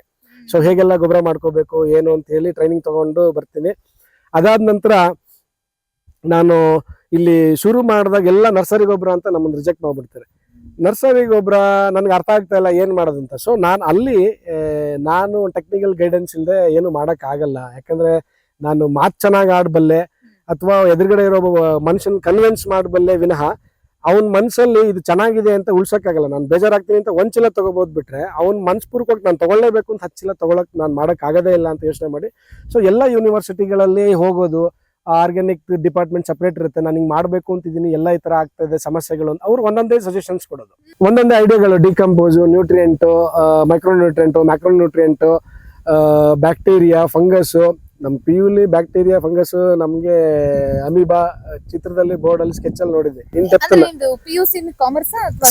ಸೈನ್ಸ್ ಓದಿದ್ದು, ಸೈನ್ಸ್ ಓದಿ ನಂದೊಂದು ಸಬ್ಜೆಕ್ಟ್ ಕೆಮಿಸ್ಟ್ರಿ ಫೇಲ್ ಆಗುತ್ತೆ.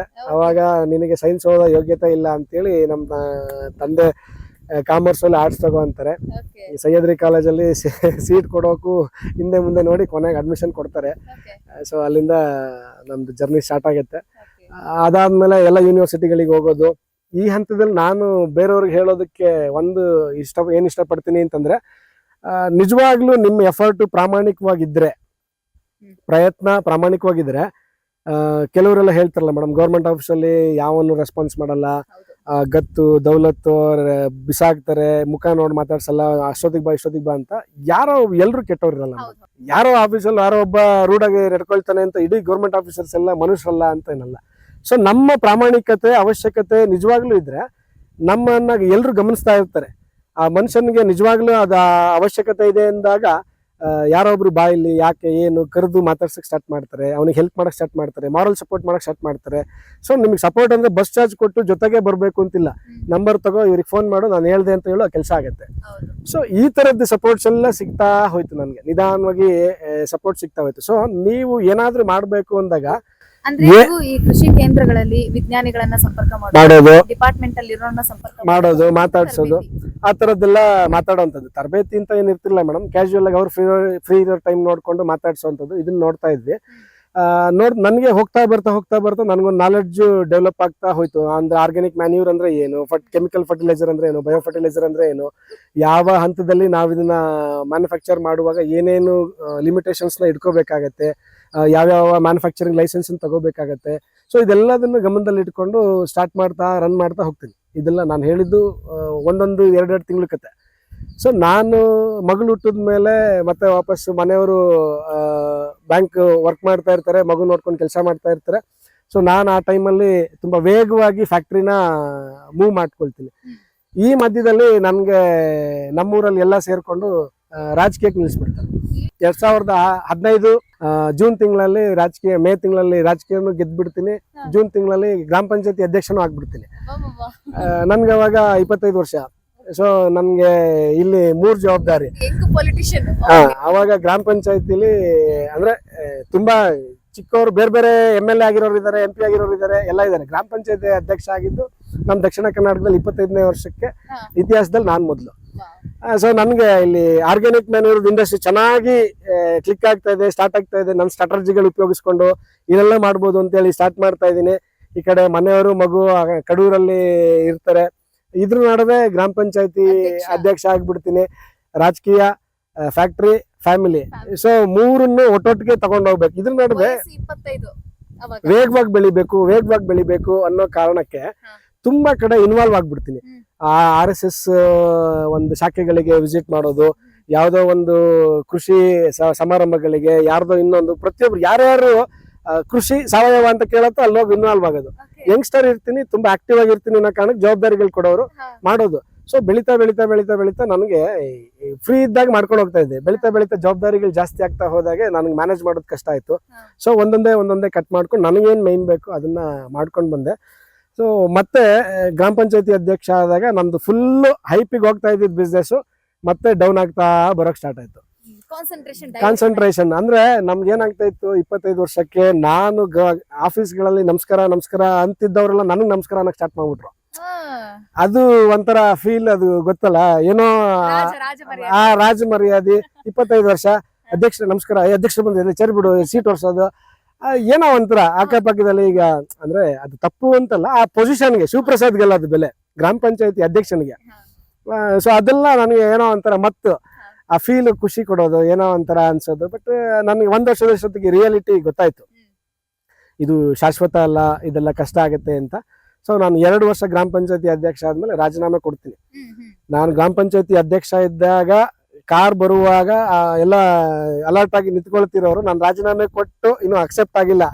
ಹೋಗುವಾಗ ದೂರದಲ್ಲಿ ಹಿಂಗ್ ನಿಂತ್ಕೊಂಡು ನೋಡ್ತಿದ್ದವ್ರು ಅಂದ್ರೆ ನಮ್ಗೆ ಆ ಟೈಮಲ್ಲಿ ನಾನು ಗ್ರಾಮ ಪಂಚಾಯತಿ ಅಧ್ಯಕ್ಷ ಇದ್ದಾಗ ಕೆಟಗರಿ ಇರಲ್ಲ, ಉಪಾಧ್ಯಕ್ಷ ಆಗಿರ್ತೀನಿ, ಪ್ರಭಾರಿ ಅಧ್ಯಕ್ಷ ಆಗಿರ್ತೀನಿ.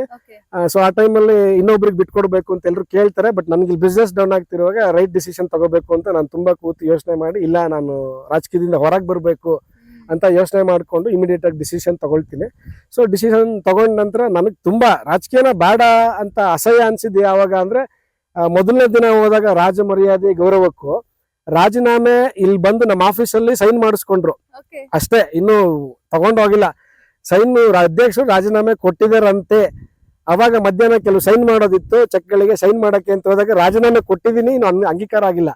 ಅವಾಗ ನಾನು ಕಾರಲ್ಲಿ ಹೋಗೋ ಹೊತ್ತಿಗೆ ಅವಾಗಿನ ಬೆಲೆನೇ ಬೇರೆ. ಬೆಳಗ್ಗೆ ನಾನು 2 ಚೆಕ್ಗೆ ಸೈನ್ ಆಗಿ ಬಂದಾಗಿದ್ದು ಬೆಲೆ ಬೇರೆ, ಇಲ್ಲಿ ರಾಜೀನಾಮೆ ಕೊಟ್ರಂತೆ ಅಂದಾಗ ನಾನು ಮಧ್ಯಾಹ್ನ ರಾಜಕೀಯಕ್ಕೆ ಹೋದಾಗ ಆಫೀಸ್ ಸ್ಟಾಫ್ಗಳು ನನ್ನ ಜೊತೆ ನಡ್ಕೊಂಡಿದ್ದು, ಹೊರಗಡೆ ಜನಗಳು ನೋಡ್ಬಿಟ್ಟು ನನಗೆ ರಾಜಕೀಯ ತುಂಬಾ ಅಸಹ್ಯ ಅನಿಸ್ಬಿಡ್ತು. ಅಂದ್ರೆ ರಾಜಕೀಯದಿಂದ ಸಿಕ್ಕಂತ ಆ ರಾಜ ಗೌರವ ತಾತ್ಕಾಲಿಕ ಅಂತ ಒಂದ್ ಪೇಪರ್ ಮೇಲೆ ರಿಸೈನ್ ಮಾಡಿದೀನಿ, ಅದ್ ಯಾರಿಗೂ ಗೊತ್ತಿಲ್ಲ. ಇವ್ರು ಫೋನ್ ಮಾಡಿ ಹೇಳಿದ್ರು ರಿಸೈನ್ ಮಾಡಿದ್ರೆ ಅಧ್ಯಕ್ಷರು ನಾಳೆ ಬೆಳಗ್ಗೆ ಹೋಗಿ ಕೊಡ್ತೀವಿ ಅಂತ.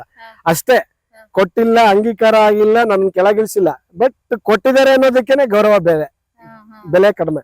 ಸೊ ಅವತ್ತು ನಾನು ಇಲ್ಲ, ರಾಜಕೀಯದ್ದು ಬೇಡ, ಇಲ್ಲಿ ನಿಲ್ಸೋಣ ಅಂತ ಯೋಚನೆ ಮಾಡಿ ಹಾಗೆ ಅಂದ್ರೆ ಆಕ್ಟಿವ್ ಆಗಿರ್ತೀವಿ ಅನ್ನೋ ಕಾರಣಕ್ಕೆ ರಾಜಕೀಯದಲ್ಲಿ ಸ್ವಲ್ಪ ವೆರಿ ಫಸ್ಟ್ ನಮ್ಮೂರಲ್ಲ ನಾನು ರಾಜಕೀಯ ಅಧ್ಯಕ್ಷ ಆದಾಗ ಕಾಂಗ್ರೆಸ್ ಗೌರ್ಮೆಂಟ್ ಇರುತ್ತೆ.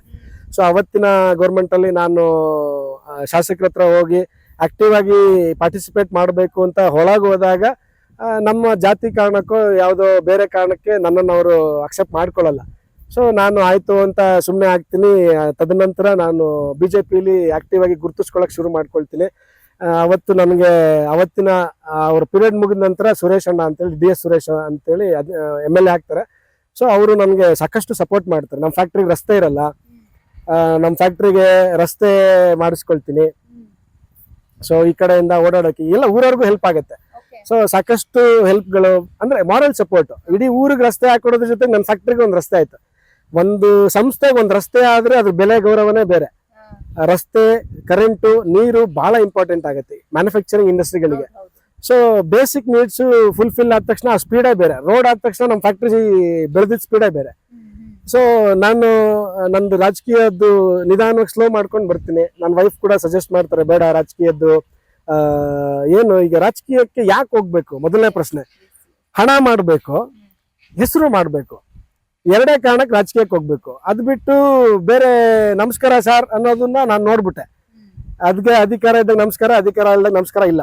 ಸೊ ಅದು ಶಾಶ್ವತ ಅಲ್ಲ. ಹಣ ಹೆಸರು ಎರಡೇ ಮಾಡೋದಕ್ಕೆ ಹೋಗ್ಬೇಕು. ಸೊ ನಾವು ಚೆನ್ನಾಗಿ ದುಡಿತಾ ಇದೀವಿ, ನಾನು ದುಡಿತಾ ಇದ್ದೀನಿ, ನೀವು ದುಡಿತಾ ಇದ್ದೀರಾ. ನಾವು ದುಡಿಮೆ ಮಾಡೋ ಅರ್ಧದಷ್ಟು ದುಡ್ಡನ್ನ ಬೇರೆ ಬೇರೆ ಸಮಾಜ ಚಟುವಟಿಕೆಗಳಲ್ಲಿ ಎತ್ತಿಡೋಣ, ಬಳಸೋಣ. ದುಡ್ಡು ಮಾಡೋದಕ್ಕೆ ರಾಜಕೀಯದಲ್ಲೇ ಯಾಕೆ ಮಾಡ್ಬೇಕು? ದುಡ್ಡು ಮಾಡೋಕೆ ನಮಗ್ ಗೊತ್ತು, ಬಿಸ್ನೆಸ್ ಅಲ್ಲಿ ಹೆಂಗ್ ದುಡ್ಡು ಮಾಡೋದು ನಾವು ಕಲ್ತಿದೀವಿ, ಬೆಳೀತಾ ಇದೀವಿ. ಬಿಸ್ನೆಸ್ ಅಲ್ಲಿ ದುಡ್ಡು ಮಾಡೋಣ, ನಮಗ್ ಗೌರವ ಮರ್ಯಾದೆ ಸಿಗ್ಬೇಕಲ್ವಾ? ಅದಕ್ಕೆ ಅರ್ಧದಷ್ಟು ಸಮಾಜ ಸೇವೆ ಮಾಡ್ಬೇಕಲ್ವಾ? ಸೇವೆ ಮಾಡೋದಕ್ಕೆ ರಾಜಕೀಯನೇ ಹಾಕ್ಬೇಕು. ಯಾರೊಬ್ಬ ಕುಂಟನ ಸಹಾಯ ಮಾಡೋದಕ್ಕೆ ಡ್ರಾಪ್ ಕೊಡು, ಅದು ಸಹಾಯನೇ ತಾನೆ. ಅವ್ನಿಗೇನು ಅವಶ್ಯಕತೆ ಇದೆ, ಕರ್ಕೊಂಡೋಗೊಂದು ಅವ್ನಿಗೇನೋ ಅಲ್ಲಿ ಏನೋ ಕೆಲಸ ಆಗ್ಬೇಕು ಅದನ್ನ ಮಾಡಿಸ್ಕೊಡಿ, ಅದಕ್ಕೆ ಅಧಿಕಾರನೇ ಹಾಕ್ಬೇಕು ಅಂತ ಹೇಳಿದಾಗ ನನಗೆ ಆ ಮನಸ್ಸಿಗೆ ಆ ಮಾತುಗಳು ತುಂಬಾ ನಾಟುತ್ತೆ. ಸೊ ನಾನು ಫೈನಲಿ ಡಿಸೈಡ್ ಮಾಡಿ ರಾಜಕೀಯಕ್ಕೆ ಬರೋದು ಬೇಡ. ನನ್ನ ಸ್ನೇಹಿತರು ಕೆಲವರು ರಾಜಕೀಯದಲ್ಲಿ ಆಕ್ಟಿವ್ ಆಗಿ ರಾಜಕೀಯ ಆದ್ಮೇಲೆ ಪರಿಚಯ ಆದಂತ ಕೆಲವು ಸ್ನೇಹಿತರುಗಳು ಆಕ್ಟಿವ್ ಆಗಿದ್ರು. ಸೊ ಅವ್ರಿಗೆ ಸಪೋರ್ಟಿವ್ ಮಾಡ್ಕೊಂಡು ಅವ್ರ ಯಶಸ್ಸಲ್ಲಿ ನನ್ನ ರಾಜಕೀಯ ಭವಿಷ್ಯನ ನೋಡ್ತಾ ಹೋಗೋಣ. 2 ದಿನ ಜಾತ್ರೆ, ಜೊತೆಗೆ 4 ದಿನ ಎಲೆಕ್ಷನ್ ಇದ್ದಾಗ ಜೊತೆಗೆ ಓಡಾಡಿ ರಾಜಕೀಯ ಮಾಡಿ ಜಾತ್ರೆ ಮುಗಿಸ್ಬಿಟ್ಟು ನನ್ ಮತ್ತೆ ಬ್ಯಾಕ್ ಟು ಪೆವಿಲಿಯನ್ ಮತ್ತೆ ಕೆಲ್ಸಕ್ಕೆ ಬಂದು ಕೆಲಸ ಮಾಡ್ಬೋದು. ಸೊ ಇದನ್ನ ಮೆಂಟಲಿ ಫಿಕ್ಸ್ ಮಾಡ್ಕೊಂಡು ಸೊ ಸ್ಟಾರ್ಟ್ ಮಾಡ್ತೀನಿ. ಇನೋವೇಟಿವ್ ಆಗಿ ಪ್ರತಿ ಬಾರಿನೂ ಕೂಡ ಏನೆಲ್ಲ ಮಾಡ್ಬೋದು ವಿಭಿನ್ನವಾಗಿ ಅಂತ ಯೋಚನೆ ಮಾಡ್ತಾ ಅಡಾಪ್ಟ್ ಮಾಡ್ಕೊಂಡು ಹೋಗ್ತೀನಿ. So that is my success secret. ಒಂದು ಆಮೇಲೆ ಮಾರ್ಕೆಟ್ ಅಲ್ಲಿ ನಾನು ಯಾವಾಗ್ಲೂ ಕೂಡ ಇವತ್ತಿಗೂ ನಾನು ಏನಾದ್ರು ಹೊಸದು ಶುರು ಮಾಡ್ಬೇಕು ಅಂದ್ರೆ ಅದನ್ನ ಮಾಡಿ ಸೋತವರನ್ನ ಮೊದಲು ಭೇಟಿ ಮಾಡ್ತೀನಿ. ಯಾಕೆ ಸೋತ್ರು, ಯಾಕೆ ಫೇಲ್ಯೂರ್ ಆದ್ರು, ಅವರು ಏನೆಲ್ಲ ಸಮಸ್ಯೆಗಳು. ಇವಾಗ ನೋಡಿ, ಚಪ್ಪಲಿ ಹೊಲಿಯೋದು ಒಂದು ಉದ್ಯಮವೇ, ಇಡ್ಲಿ ವಡೆ ಮಾಡೋದು ಒಂದು ಉದ್ಯಮವೇ. ಆದ್ರೆ ಒಂದು ಊರಲ್ಲಿ 100 ಜನ ಚಪ್ಪಲಿ ಹೊಲಿಯೋರು ಇದ್ರು ಅವನ ಹತ್ರ ಹೊಲಿಸಿದ್ರೆ ಬಹಳ ಚೆನ್ನಾಗಿ ಹೊಲಿತಾನೆ, ಎಂತ ಅರ್ದಿರೋದನ್ನು ಇನ್ನೊಂದ್ 3 ತಿಂಗಳು ಹಾಕೊಂಡು ಹೋಗಿ ಹೊಲಿತಾನೆ ಅಂತ ಅವನ ಹತ್ರನೇ ಗುರುತಿಸ್ತಾರೆ. ಸೊ ಅದು ಪ್ರೊಫೆಷನಲಿಸಂ. ಅವನು ಆ ಕೆಲಸವನ್ನ ತುಂಬಾ ಪ್ರೊಫೆಷನಲ್ ಆಗಿ ಪ್ರಾಮಾಣಿಕವಾಗಿ ಮಾಡ್ತಾ ಇದ್ದಾನೆ. ಸೊ ಇಡ್ಲಿ ವಡೆ ಮಾಡ್ತಾರೆ, ಎಲ್ಲಾದ್ರಲ್ಲೂ ಇಡೀ ಊರಲ್ಲಿ ಯಾವ್ದೋ ಒಂದೇ ಒಂದು ಅಂಗಡಿ ಫೇಮಸ್, ಚುರುಮುರಿ ಯಾವ್ದೋ ಒಂದೇ ಅಂಗಡಿ ಮಾತ್ರ ಫೇಮಸ್. ರುಚಿ ಜೊತೆಗೆ ಅವ್ನು ಬೇರೆ ಅಡಿಷನಲ್ ಆಗಿ ಏನೋ ಒಂದು ಇಟ್ಕೊಂಡಿರ್ತಾನೆ. ಟೇಸ್ಟ್ ಜೊತೆಗೆ ಕ್ಲೀನಿಂಗು, ಸರ್ವಿಸು, ಫಾಸ್ಟ್ ಆಗಿ ಕೊಡೋದು, ಇಮಿಡಿಯೇಟ್ ಆಗಿ ಅಥವಾ ಬೆಲೆ ಕಡಿಮೆ, ಈ ತರ ಅವನದೇ ಆದ ಬಿಸ್ನೆಸ್ ಸ್ಟ್ಯಾಟಿಸ್ಟಿಕ್ಸ್ ಅವನನ್ನ ಗೆಲ್ಲುವ ಹತ್ರ ಕರ್ಕೊಂಡು ಹೋಗುತ್ತೆ. ಸೋತವನು ಎಲ್ಲದನ್ನು ಟೇಸ್ಟ್ ಕೊಡ್ತಾ ಇರ್ತಾನೆ, ಬಟ್ ಅವನಿಗೆ ಕಾರಣಗಳಿರುತ್ತೆ. ಅಲ್ಲಿಯ ಜನಗಳ ಮನಸ್ಥಿತಿನ ಇವನು ಅರ್ಥ ಮಾಡ್ಕೊಂಡಿರಲ್ಲ. ಅವ್ರಿಗೆ ಜನಗಳಿಗೆ ಏನ್ ಬೇಕು ಅನ್ನೋದು ಇವನಿಗೆ ಗೊತ್ತಿರಲ್ಲ. ಅವ್ರಿಗೆ ವೇಗವಾಗಿ ಕೊಡ್ಬೇಕಾ, ಟೇಸ್ಟ್ ಇರೋದನ್ನ ಎಕ್ಸ್ಪೆಕ್ಟ್ ಮಾಡ್ತೀರಾ, ಕಡಿಮೆ ಬೆಲೆ ಎಕ್ಸ್ಪೆಕ್ಟ್ ಮಾಡ್ತೀರಾ. ಸೊ ಇದನ್ನ ನಿರೀಕ್ಷೆ ಇಟ್ಕೊಂಡು ನಾವು ವ್ಯವಹಾರನ ಮಾಡ್ಬೇಕಾಗತ್ತೆ. ಎಲ್ರಿಗೂ ಇದು ಕಿವಿ ಮಾತು. ನಾನು ತುಂಬಾ ಅಂದ್ರೆ ದೊಡ್ಡ ಇಂಡಸ್ಟ್ರಿಯಲಿಸ್ಟ್ ಅಂತ ಅನ್ಕೊಳ್ಳೋದಲ್ಲ, ನಾನು ಅನುಭವದ ಮಾತು ಹೇಳ್ತಾ ಇದ್ದೀನಿ ಅಷ್ಟೇ. ಯಾರು ಎಡವಬಾರ್ದು ಯುವಕರು. ಯಾಕಂದ್ರೆ 1 ರೂಪಾಯಿ ಗಳಿಸೋದು ಬಹಳ ಕಷ್ಟ. ಹಣ ಕಳಿಯೋದು ಈಸಿ. ಎಲ್ರು ದೊಡ್ಡವರೆಲ್ಲ ಹೇಳ್ದಾಗೆ 1 ಕೋಟಿ ದುಡಿಯೋದು ಬಹಳ ಕಷ್ಟ. 1 ಕೋಟಿ ದುಡಿದ್ಮೇಲೆ 10 ಕೋಟಿ ಮಾಡೋದು ಬಹಳ ಈಸಿ. ಇಂಡಸ್ಟ್ರಿ ನಿಮ್ಗೆ ಏನಾಗುತ್ತೆ, ಅದ್ರ ಹಿಂದಿನ ಮಾರಲ್ ಕತೆ ಏನು ಅಂತಂದ್ರೆ 1 ಕೋಟಿ ದುಡಿಯೋ ಅಷ್ಟೊತ್ತಿಗೆ ಸಮಾಜ ನಿಮ್ಮನ್ನ ಗುರ್ತಿಸೋಕ್ ಸ್ಟಾರ್ಟ್ ಮಾಡ್ಬಿಡುತ್ತೆ. 10 ಕೋಟಿ ಮಾಡೋದು ಬಹಳ ಸುಲಭ ಅಂತಂದ್ರೆ ನಿಮಗೆ ಗೊತ್ತಿಲ್ದಿರೋರೆಲ್ಲ ಸಪೋರ್ಟ್ ಮಾಡಕ್ ಸ್ಟಾರ್ಟ್ ಮಾಡ್ತಾರೆ. ಅಂದ್ರೆ ಫೈನಾನ್ಷಿಯಲಿ ತುಂಬಾ ಚೆನ್ನಾಗಿದಾರ, ಅವ್ರಿಗೆ ಸಾಲ ಕೊಡಕ್ ಸ್ಟಾರ್ಟ್ ಮಾಡ್ತಾರೆ. ಸರ್ ದುಡ್ಡಿಲ್ಲ, ನಾಳೆ ತಗೊಂಡೋಗ್ತೀನಿ. ತಗೊಂಡೋಗಪ್ಪ, ನಿನ್ನ ಯಾರು ದುಡ್ಡು ಕೇಳಿದ್ರು, ಫಸ್ಟ್ ತಗೊಂಡೋಗು, ನೀನ್ 1 ವಾರ ಬಿಟ್ಟು ದುಡ್ಡು ಕೊಡು ಅಂತಾರೆ. 1 ವಾರ ನಮ್ಗೆ ಟರ್ನ್ ಓವರ್ಗೆ ಟ್ರಾನ್ಸಾಕ್ಷನ್ ದುಡ್ಡು ಸಿಕ್ಬಿಡತ್ತಲ್ಲ. ಇವತ್ತು ಮಾರ್ಬಿಡ್ತೀನಿ, ಈ ದುಡ್ಡು ತಗೊಂಡು ಅವನಿಗೆ ಕೊಡ್ತೀನಿ, ಅವನ ಹತ್ರ ಇಸ್ಕೊಂಡ್ಬರ್ತೀನಿ, ಆ ದುಡ್ಡು ಮಾರಿದ್ ಇವನಿಗೆ ಕೊಡ್ತೀನಿ. ಸೊ ಪೇಮೆಂಟ್ಸ್ ಕೊಡೋದು ಇಸ್ಕೊಳ್ಳೋದನ್ನ ತುಂಬಾ ನೀಟಾಗಿ ಮೈಂಟೈನ್ ಮಾಡಿ ಒಂದು ಸಮಾಜದಲ್ಲಿ ಟ್ರಸ್ಟ್ ಬಂದ್ರೆ ನಿಮಗೆ ಏನ್ ಕೇಳಿದ್ರು ಯಾರು ಬೇಕಿದ್ರು ಸಹಾಯ ಮಾಡಕ್ ಸ್ಟಾರ್ಟ್ ಮಾಡ್ತಾರೆ. ಸೊ ನೀವು ಜನಗಳ ಹತ್ರ ಆ ಟ್ರಸ್ಟ್ ಅನ್ನ ಉಳಿಸ್ಕೋಬೇಕು. ಮತ್ತೆ ನೀಟಾಗಿ ಪಂಕ್ಚುಯಾಲಿಟಿನ ನಾವು ಮ್ಯಾನೇಜ್ ಮಾಡ್ಕೊಂಡು ವ್ಯವಹಾರದಲ್ಲಿ ಕಮಿಟ್ಮೆಂಟ್ ಇಟ್ಕೊಂಡು ಹೋದ್ರೆ ಖಂಡಿತವಾಗಿಯೂ ಸಕ್ಸಸ್ ಆಗುತ್ತೆ. ಸೊ ನಂದು ಓವರ್ ಆಲ್ ಸ್ಟೋರಿನ 4 ವರ್ಡ್ ಅಲ್ಲಿ ಹೇಳೋದಾದ್ರೆ, ನಂದು hard work, smart thinking, commitment. So ನಾನು ಇದು 3ರಿಂದ ತುಂಬಾ ದೊಡ್ಡ ಇಂಡಸ್ಟ್ರಿ, ನಾನು ಅಂಬಾನಿಗೆ ಹೋಲ್ಸ್ಕೊಳಕ್ಕಾಗಲ್ಲ, MCF ಹೋಲ್ಸ್ಕೊಳಕ್ಕಾಗಲ್ಲ, ಕೋರಮಂಡಲಿಗೆ ಹೋಲ್ಸ್ಕೊಳಕ್ಕಾಗಲ್ಲ. ನನ್ನ ಲೆಕ್ಕಕ್ಕೆ ನಾನು ಎಷ್ಟು ಶುರು ಮಾಡಬೇಕು ಅನ್ಕೊಂಡಿದ್ನೋ ಅದಕ್ಕಿಂತ ದೊಡ್ಡ ಇಂಡಸ್ಟ್ರಿ ನಾನು ಮಾಡ್ಕೊಂಡಿದ್ದೀನಿ. ರೈತ ಕ್ಷೇತ್ರದಲ್ಲೇ ಹೋಗ್ಬೇಕು, ತುಂಬಾ ಆಸೆ ಇದೆ. ಹೋಟೆಲ್ ಇಂಡಸ್ಟ್ರಿಗೆ ಹೋಗ್ಬೇಕು, ಬಟ್ಟೆ ಇಂಡಸ್ಟ್ರಿ, ಕ್ಲಾತ್ ಇಂಡಸ್ಟ್ರಿಗೆ ಹೋಗ್ಬೇಕು, ಬೇರೆ ಬೇರೆ ಇಂಡಸ್ಟ್ರಿಗಳಿಗೆ ಹೋಗ್ಬೇಕು ಅಂತ ಆಸೆ ಇದೆ. ನೋಡ್ಕೊಳ್ಳೋಕೆ ಯಾರೂ ಇಲ್ಲ. ಇವತ್ತಿನ ಇದರಲ್ಲಿ ದಿನಮಾನದಲ್ಲಿ ಏನಂದ್ರೆ ತುಂಬಾ ನಿಯತ್ತ ಕೆಲಸ ಮಾಡೋರ ಸಂಖ್ಯೆ ಬಹಳ ಕಡಿಮೆ. ನೀವು ಇಷ್ಟು ಇದ್ದಾಗ ಅಗಲ ನಿಮ್ಗೆ ಏನಾಗುತ್ತೆ, ಗಾಳಿ ತಡ್ಕೊಳ್ಳೋಕು ಇಷ್ಟಾಗಲ ರೆಕ್ಕೆ ಜಾಸ್ತಿ ಅಗಲ ಮಾಡಿದಷ್ಟು ಹೆಚ್ಚೆಚ್ಚು ಗಾಳಿನ ನೀವು ಗಾಳಿ ಇನ್ ದ ಸೆನ್ಸ್ ಸಮಾಜದ ವಿರೋಧ ವ್ಯಕ್ತ ಆಗುತ್ತೆ, ಕಷ್ಟಗಳು, ಫೈನಾನ್ಷಿಯಲ್ ಪ್ರಾಬ್ಲಮ್ಸ್, ಈ ತರ ಎಲ್ಲದನ್ನು ದಬ್ಕೊಂಡು ಹೋಗ್ಬೇಕು. ಅದ್ರ ನಡುವೆ ಫ್ಯಾಮಿಲಿಗೆ ಟೈಮ್ ಕೊಡ್ಬೇಕು. ಹಣ ಮಾಡೋದು ಒಂದೇ ಯಶಸ್ಸಲ್ಲ, ಫ್ಯಾಮಿಲಿಗೆ ಸಮಯ ಕೊಡ್ತಾ ಅವ್ರು ಖುಷಿಯಾಗಿ ಇಟ್ಕೊಂಡು ನೀವು ಸಮಾಜದಲ್ಲಿ ಸಕ್ಸಸ್ ತಗೊಂಡ್ರೆ ಸಕ್ಸಸ್. ಫ್ಯಾಮಿಲಿಲಿ ಎಲ್ಲ ಹಿಂಗ್ ಕೈ ಮುರ್ಕೊಂಡು ಈ ಹಂತದಲ್ಲಿ ನೀವು ಅಕೌಂಟ್ ಅಲ್ಲಿ 100 ಕೋಟಿ ಇಟ್ಕೊಂಡಿದ್ರೆ ಇಟ್ಸ್ ಎ ನಂಬರ್ ಅಷ್ಟೇ. ಸೊ ಬೇಸಿಕಲಿ ಯಾರಿಗೋಸ್ಕರ ದುಡಿತಾ ಇದೀವಿ ಅಂದ್ರೆ ಫ್ಯಾಮಿಲಿಗೋಸ್ಕರ ದುಡಿತಾ ಇದೀವಿ. ಅಲ್ಟಿಮೇಟ್ಲಿ ಫ್ಯಾಮಿಲಿಯವರೇ ಖುಷಿಯಾಗಿಲ್ಲ ಅಂದ್ರೆ ಈ ಹಣಕ್ಕೆ ಬೆಲೆ ಇಲ್ಲ. ಒಬ್ಬ ಮನುಷ್ಯ ಸಕ್ಸಸ್ ಕಾಣಬೇಕು ಅಂತಂದ್ರೆ, ಅದರಲ್ಲೂ ಈ ಬಿಸ್ನೆಸ್ ಮ್ಯಾನ್ಗಳು ತಮ್ಮ ಆಸೆ ಕನಸುಗಳನ್ನ ತ್ಯಾಗ ಮಾಡ್ಲೇಬೇಕಾ? ಹೇಳಿದ್ರಿ ಹನಿಮೂನ್ ನ ಎಂಜಾಯ್ ಮಾಡಕ್ ಆಗ್ಲಿಲ್ಲ, ಆಮೇಲೆ ಹೆಂಡತಿನ ಮನೆ ಕರ್ಕೊಂಡ್ ಬಂದಿರಿ, ಅವತ್ತು ಮನೆ ತುಂಬಿಸ್ಕೊಳ್ಬೇಕು, ಅವತ್ತಿನ ದಿನ ಫ್ಯಾಕ್ಟ್ರಿಗೆ ಬೆಂಕಿ ಬಿದ್ದ್ಬಿಟ್ಟಿದೆ. ಅವಾಗೇನು ದೊಡ್ಡ ಏಜ್ ಏನಲ್ಲ, ಆ ಚಿಕ್ಕ ಏಜ್, ಅದ್ರಲ್ಲೂ ಮೈಂಡ್ ಡೈವರ್ಷನ್ಸ್ ಇದೆಲ್ಲ ಇರುತ್ತೆ. ಅಂತದ್ರಲ್ಲೂ ಕೂಡ ಈ ಡೆಡಿಕೇಶನ್ ಅನ್ನೋದು ಇಷ್ಟೆಲ್ಲ ಫಾರ್ಮ್ ಆಗಕ್ಕೆ ಕಾರಣ ಆಯ್ತಾ? ಹೌದು, ಆ ಕಾರಣಕ್ಕೇನೆ ನನಗೆ ಸಿಕ್ಕಿರುವಂತ ಚಿಕ್ಕ ಅನುಭವನ, ಸೊ ನನಗೆ ಎಲ್ಲೆಲ್ಲಿ ನಾನು ಫೇಸ್ ಮಾಡಿದೆ ಆ ಪ್ರಾಬ್ಲಮ್ಸ್ ಎಲ್ರಿಗೂ ಅನುಭವಕ್ಕೆ ಬಂದು ಅವ್ರು ತಿತ್ಕೊಂಡು ಅವ್ರ ಜೀವನದಲ್ಲಿ ಅದನ್ನ ಬದಲಾಯಿಸ್ಕೊಳ್ಳೋದಕ್ಕೆ ಸಮಯ ಹಿಡಿಯುತ್ತೆ. ಸೊ ನನಗೆ ಇರೋ ಚಿಕ್ಕ ಅನುಭವಗಳನ್ನ ಹೇಳುವಂತ ಪ್ರಯತ್ನ ಮಾಡ್ತೀನಿ. ನಾನು ನಿಮ್ಗೆ ಹೇಳಿದೆ, CSP ಫೌಂಡೇಶನ್ ನನ್ನ ತಂದೆ ಹೆಸರಲ್ಲಿ ತುಂಬಾ ವರ್ಷಕ್ಕೆ ಒಂದು 500ರಿಂದ 600 ಮಕ್ಕಳಿಗೆ ನಾನು ತರಬೇತಿ ಕೊಡ್ತೀನಿ. ಆಮೇಲೆ ತುಂಬಾ ಜನ ಸೈಂಟಿಸ್ಟ್ಗಳು, ಯೂನಿವರ್ಸಿಟಿಯಿಂದ ಸೈಂಟಿಸ್ಟ್ಗಳು ಕಾರ್ಯಾಗಾರ ಒಂದ್ ಸಿಂಗಲ್ ಡೇ ಕಾರ್ಯಾಗಾರಕ್ಕೆ ಬರ್ತಾರೆ. ನಮ್ದು ಡಿಸ್ಟ್ರಿಕ್ಟ್ ADAಗಳು JDAಗಳು ಬರ್ತಾರೆ. ಸೊ ಒಂದ್ ಸಿಂಗಲ್ ಡೇ ಕಾರ್ಯಾಗಾರಕ್ಕೆ ಏನೇನು ಅಪ್ಡೇಟ್ ಆಗ್ತಾ ಇರ್ತೀವಿ ಅದನ್ನ ಸೊ ನಾನು ಅವ್ರಿಗೆ ಶೇರ್ ಮಾಡ್ಕೊಳ್ಳುವಂಥದ್ದೆಲ್ಲ ಇಟ್ಕೊಳ್ತೀವಿ. ಮತ್ತೆ ಯಂಗ್ಸ್ಟರ್ಸ್ ಇವತ್ತು ಒಂದು 4-5 ಜನ ಇಲ್ಲಿಗೆ ಬಂದು ಎಲ್ಲರೂ ಹೇಳ್ತಾರೆ, ಅಂದ್ರೆ ಫ್ಯಾಕ್ಟ್ರಿ ಮಾಡ್ಕೊಂಡಿರೋರಿಗೆ ಬಂದು ಫ್ಯಾಕ್ಟ್ರಿ ಮಾಡ್ಕೊಡ್ತೀರಾ ಅಂತ ಕೇಳಿದ್ರೆ ಯಾರು ಇನ್ಫಾರ್ಮೇಶನ್ ಕೊಡಲ್ಲ ಅಂತ. ನಾನು ಇನ್ಫಾರ್ಮೇಶನ್ ಕೊಟ್ಟಿದ್ದೀನಿ. ಮತ್ತೆ ನನ್ನ ಹೆಸರು ಹೇಳ್ಕೊಂಡು ನನ್ನ ಮಾಹಿತಿ ತಗೊಂಡು ಇಂಡಸ್ಟ್ರಿ ಮಾಡ್ಕೊಂಡಿರೋರು ಎಕ್ಸಾಂಪಲ್ ಇದ್ದಾರೆ. ಮಂಡ್ಯದಲ್ಲಿ ಮಾಡ್ಕೊಂಡಿದ್ದಾರೆ, ಮತ್ತೆ ಚಿತ್ತೂರ್ ಹತ್ರ ಮಾಡ್ಕೊಂಡಿದ್ದಾರೆ. ಸೊ ಅಲ್ಲಲ್ಲ ಚಿಕ್ಕದ ಇಂಡಸ್ಟ್ರಿಗಳು ಮಾಡ್ಕೊಂಡಿದ್ದಾರೆ. ಮತ್ತೆ ಎಲ್ಲ ವಾಪಸ್ ಬಂದು ಮಾಡ್ಕೊಂಡ್ವಿ, ಚೆನ್ನಾಗಿ ನಡೀತಾ ಇದೆ ಬಿಸ್ನೆಸ್ ಅಂತ ಸಕ್ಸಸ್ಫುಲ್ ಆಗಿ ಹೇಳಿರೋರು ಇದ್ದಾರೆ. ಸೊ ನನಗೆ ಆಮೇಲೆ ತುಂಬಾ ಏನೋ ಇಂಡಸ್ಟ್ರಿ ಮಾಡ್ಬೇಕು ಅನ್ನೋ ಫುಲ್ ಸ್ಪೀಡ್ ಅಲ್ಲಿ ಬರ್ತಾರಲ್ವಾ, ಮೊದಲು ಅವ್ರದ್ದು ಬ್ಯಾಕ್ ಗ್ರೌಂಡ್ ಏನು ಎಲ್ಲ ಚೆಕ್ ಮಾಡಿ ಇದು ಮಾಡಬೇಡ ಅಂತ ನಾನೇ ಹೇಳ್ತೀನಿ, ಸಜೆಸ್ಟ್ ಮಾಡ್ತೀನಿ. ಸೊ ಅವ್ರದ್ದು ಸ್ಪೀಡ್ ಆಗತ್ತೋ ಆಗಲ್ವೋ ಅಂತ. ಹಾಗೆ ಇನ್ ಮುಂದೆನೋ ತಮ್ಗೆ ಯಾರಿಗಾದ್ರೂ ಅವಶ್ಯಕತೆ ಮಾಹಿತಿಗಳು ಬೇಕು ಅಂದ್ರೆ ದಯವಿಟ್ಟು, ನಾನು ನಂದೇ ಆದ ವ್ಯವಹಾರ ಇರುತ್ತೆ, ಬ್ಯುಸಿ ಇರ್ತೀವಿ, ಫೋನಲ್ಲೆಲ್ಲ ಗಂಟೆಗಟ್ಟಲೆ ಮಾತಾಡಕ್ಕಾಗಲ್ಲ. ಅವಕಾಶ ಇದ್ದಾಗ ಬನ್ನಿ, ಖಂಡಿತ ಸಮಯ ಕೊಡ್ತೀವಿ. ನನಗ್ ಗೊತ್ತಿರೋಷ್ಟು ಮಾಹಿತಿ ನಿಮಗ್ ಒಳ್ಳೇದಾಗ್ಲಿ ಅನ್ನೋ ಕಾರಣಕ್ಕೆ ಖಂಡಿತವಾಗಿ ಹೇಳ್ತೀನಿ. ಅವತ್ತು ಬಂಡವಾಳಕ್ಕಾಗಿ ಹಪ್ಪಸ್ತಾ ಇದ್ರಿ, ಯಾರು ಕೊಡ್ತಾರಪ್ಪ, ಏನೋ ಒಂದ್ ಮಾಡ್ಬೇಕಂತ ಅನ್ಕೊಂಡಿದೀನಿ ಅಂತ ಹೇಳಿ. ಇವತ್ತು ನೋಡಿದ್ರೆ ರಾಜ್ಯವೇ ತಿರುಗಿ ನೋಡುವಂತಹ ಒಂದು ಅತಿ ದೊಡ್ಡ ಇಂಡಸ್ಟ್ರಿ ಇವತ್ತು ತಲೆ ಎತ್ತಿ ನಿಂತಿದೆ. ಅದಕ್ಕೆಲ್ಲ ಕಾರಣ ನೀವು ಅವತ್ತು ಡೆಡಿಕೇಟಿವ್ ಆಗಿ ಇದ್ದಂತಹ ಈ ಒಂದು ನಿಮ್ಮ ಲೈಫ್ ಜರ್ನಿ. ಸೊ ಇವತ್ತು ಮಣ್ಣಿಗೆ ಉತ್ತಮವಾದಂತಹ ಗೊಬ್ಬರವನ್ನ ಕೊಡ್ತಾ ಇದ್ರಿ, ಬೆಳೆಗಳು ಕೂಡ ಉತ್ಕೃಷ್ಟವಾಗಿ ಬೆಳೀತಾ ಇದೆ, ಹೌದು. ರೈತನ ಮೊಗದಲ್ಲಿ ನಗು ಅರಳ್ತಾ ಇದೆ. ಹೌದು ಮನಸ್ಸಿಗೆ ಹೆಂಗನಿಸ್ತಾ ಇದೆ ಈಗ? ಮೇಡಮ್, ಖುಷಿ ಇದೆ. ಹಾ. ನನಗೆ ತುಂಬಾ ಇತ್ತೀಚೆಗೆ ತುಂಬಾ ಸಂತೋಷ ಆಗಿದಂಥದ್ದು ನಿನ್ನಿಂದಾಗಿ ನಮ್ಮ ಜಿಲ್ಲೆ ಗುರುತಿಸ್ತಾರೆ ಅಂತ. ಅಂದ್ರೆ ನಾನು ಪ್ರತಿ ಬಾರಿ ಹೇಳುವಾಗ ನೀವು ಗಮನಿಸಿದ್ರ ಇಲ್ವಾ, ವಿಡಿಯೋಗಳು ಮಾಡುವಾಗ ನಾವಿದೀಗ ಚಿಕ್ಕಮಗಳೂರು ಜಿಲ್ಲೆಯ ಅಜ್ಜಂಪುರ ತಾಲೂಕಿನ ಕಾಟಿಗನೇರೆ ಗ್ರಾಮ, ಇಲ್ಲಿ 3 ಗುರುತಿಸ್ತಾರೆ. ಶಿವಪ್ರಸಾದ್ನ ಬೇವಿನ ಪುಡಿ ಫ್ಯಾಕ್ಟರಿಯ ಕಾರಣಕ್ಕಾಗಿ ಚಿಕ್ಕಮಗಳೂರು ಜಿಲ್ಲೆ ಗುರುತಿಸ್ಕೊಂಡು ಅಜ್ಜಂಪುರ ತಾಲೂಕಿನ ಕಾಟಿಗನೇರೆ ಗ್ರಾಮ 3 ನನ್ನ ಕೆಲ್ಸಕ್ಕೆ ನಾನು 3 ಇದನ್ನ ಗುರುತಿಸ್ಕೊಳ್ತೀನಿ ಅನ್ನೋ ಕಾರಣಕ್ಕೆ ಮೊನ್ನೆ ಒಬ್ರು ಬಹಳ ವಯಸ್ಸಾದವರು ಆಲ್ದೂರ್ ಕಡೆಯವರು ರೈತರು ಬಂದಿದ್ರು.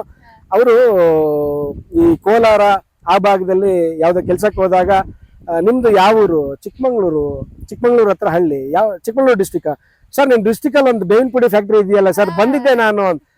ಬಹಳ ಖುಷಿ ಆಯ್ತು ಕಣಯ್ಯ ನನಗೆ. ಊರು ಕೇರಿ ನಿಮ್ಮೂರಲ್ಲಿ ಯಾರೋ MLA ಗೊತ್ತು, ಅವ್ರು ಯಾರೋ ಶ್ರೀಮಂತರಿದ್ರಲ್ಲ ಅವ್ರ ಮಕ್ಳು ಗೊತ್ತಾ, ಹಿಂಗೆಲ್ಲ ಗುರ್ತಿಸೋದು ನೋಡಿದೀನಿ. ನೀವು ಚಿಕ್ಕಮಗಳೂರು ಡಿಸ್ಟಿಕ್ ಅವರ, ನಿಮ್ ಡಿಸ್ಟಿಕ್ ಅಲ್ಲಿ ಒಂದು ಒಳ್ಳೆ ಬೇವಿನ ಪುಡಿ ಫ್ಯಾಕ್ಟರಿ ಇದೆ, ಅಲ್ಲಿಗೆ ನಾನು ಬಂದಿದ್ದೆ ಅಂತ ಡಿಸ್ಟಿಕ್ ಗುರ್ತಿಸಿದ್ರು. ಖುಷಿ ಆಯ್ತು ಕಣಯ್ಯ ಅಂತ ಅವ್ರು ಹೇಳಿದ್ರು. ನನಗ್ ಬಹಳ ಸಂತೋಷ, ಅಂದ್ರೆ ಅವತ್ತು ವಿಪರೀತ ಸಂತೋಷ. ಅದಾದ್ಮೇಲೆ ನಾನು ನೆಕ್ಸ್ಟ್ ಒಂದು ವಿಡಿಯೋ ರೀಲ್ಸ್ ಅಲ್ಲಿ ಸುಮ್ನೆ ಅದನ್ನೊಂದು ಟ್ರೆಂಡ್ ಅಂತ ತಮಾಷೆಗೆ ಅಂತ ಹೇಳಿದ್ದು, ಬಟ್ ಅದನ್ನ ಯಾರು ತಪ್ಪು ತಿಳ್ಕೊಬಾರ್ದು, ಈ ವಿಡಿಯೋದಲ್ಲಿ ಹೇಳ್ತಾ ಇದ್ದೀನಿ. ಚಿಕ್ಕಮಂಗ್ಳೂರ್ ಅಂದ್ರೆ ಕಾಫಿ ಅಂತ ಫೇಮಸ್ ಇತ್ತು, ಬರ್ತಾ ಬರ್ತಾ ಬರ್ತಾ ಬೇವಿನ ಪುಡಿ ಅಂತ ಟ್ರೆಂಡ್ ಬದಲಾಗ್ತಾ ಇದೆ ಅಂತ ನಾನು ಹೇಳಿದೆ. ಚಿಕ್ಕಮಂಗ್ಳೂರ್ ಯಾವತ್ತು ಕಾಫಿ ನಾಡೆ, ಅದ್ರಲ್ಲಿ 2 ಮಾತಿಲ್ಲ. ಯಾರೇ ಫೋನ್ ಮಾಡಿದ್ರು ಎಲ್ಲಿಂದ ಮಾತಾಡ್ತಾ ಇದ್ದೀರಾ ಸರ್, ನಿಮ್ ಫ್ಯಾಕ್ಟ್ರಿ ಇದೆ ಚಿಕ್ಕಮಂಗ್ಳೂರು ಡಿಸ್ಟಿಕ್ ಅಜ್ಜಂಪುರ ತಾಲೂಕ್ ಕಾಟಿಗನೇರೆ ಗ್ರಾಮ ಅಂತ ಹೇಳೋ ಕಾರಣಕ್ಕೆ ತಮಾಷೆಗೆ ಆ ಪದ ತಗೊಂಡೆ. ದಯವಿಟ್ಟು ಯಾರು ಬೇಜಾರಾಗ್ಬೇಡಿ, ಯಾವತ್ತು ಚಿಕ್ಕಮಂಗ್ಳೂರು ಕಾಫಿ ನಾಡಾಗೆ ಇರುತ್ತೆ. ನಾವು ನಾಡಲ್ಲಿ ಬೇವಿನ ಬೀಜದ ಫ್ಯಾಕ್ಟರಿ ಮಾಡಿ ಇಟ್ಕೊಂಡಿದೀವಿ. ಬೇವಿನ ಹಿಂಡಿ ಬರ್ಲಿ ಬಿಡಿ, ಹೌದು, ಕಾಫಿಗೆ ಬೇವಿನ ಪುಡಿ ಹಾಕಿ ಹಾಕ್ತಿವಿ ಉತ್ಕೃಷ್ಟವಾಗಿ ಬೆಳಿಬೇಕು ಅಂತಂದ್ರೆ ಅಂತ ಆಗುತ್ತೆ. ಸೊ ಮನಸ್ಸು ರಿಲ್ಯಾಕ್ಸ್ ಆಗೋದಕ್ಕೆ ಕಾಫಿ, ಗಿಡಗಳು ರಿಲ್ಯಾಕ್ಸ್ ಆಗೋದಕ್ಕೆ ನಮ್ ಬೇವಿನ ಪುಡಿ ಹೀಗಾಗುತ್ತೆ. Thank you so much sir. Thank you. ಏನಂತಂದ್ರೆ ಇವತ್ತಿನ ಯೂತ್ಸ್ ಒಂದು ಹಣೆ ಬರಹ ಹೆಂಗಾಗ್ಬಿಟ್ಟಿದೆ ಅಂತಂದ್ರೆ, ಎಜುಕೇಶನ್ ಮುಗಿದ ತಕ್ಷಣ ಆ ಕಂಪನಿ ಈ ಕಂಪನಿ ಅಂತ ಹೋಗ್ತಿರ್ತಾರೆ, ಆದ್ರೂ ಕೂಡ ಕೆಲಸ ಸಿಗ್ತಾ ಇರ್ಲಿಲ್ಲ, ಅಲ್ಲೇ ಸ್ಟ್ರಗ್ಲಿಂಗ್ ಲೈಫ್. ಸಿಗೋದೊಂದು 15,000 ರೂಪಾಯಿ ಸಂಬಳ, ಬೆಂಗಳೂರಿನಾದ್ಯಂತ ಜೀವನ, ಉಳಿಸೋದಕ್ಕಿರ್ಲಿ ತಮಗ್ ತಿನ್ನೋಕು ಕೂಡ ಉಳಿಯೋದಿಲ್ಲ ಅಂತಹ ಪರಿಸ್ಥಿತಿ. ಅಂತ ಒಂದು ಜೀವನವನ್ನ ನೀವೇ ಅನುಭವಿಸ್ಕೊಂಡ್ ಬಂದಿದ್ದೀರಿ. ಸೊ ಅಂತದ್ರಲ್ಲಿ ಇಂತ ಒಂದು ದೊಡ್ಡ ಸಕ್ಸಸ್ ಅನ್ನ ಕಂಡಿದ್ದೀರಲ್ಲ, ಇನ್ನಷ್ಟು ಇಂತಹ ಸಕ್ಸಸ್ ಗಳು ನಿಮ್ಮ ಜೀವನದಲ್ಲಿ ಬರ್ತಾ ಇರ್ಲಿ. ಖಂಡಿತವಾಗಿ ಮೇಡಮ್, ನನ್ಗೆ ಅಂದ್ರೆ ಇನ್ನು ತುಂಬಾ ದೊಡ್ಡದು ಅಂಬಾನಿ ತರ ರಿಲಯನ್ಸ್ ಕಂಪ್ನಿ ಕಟ್ಟಬೇಕು ಆ ತರ ಎಲ್ಲ ನನ್ಗೆ ಆಸೆ ಇಲ್ಲ.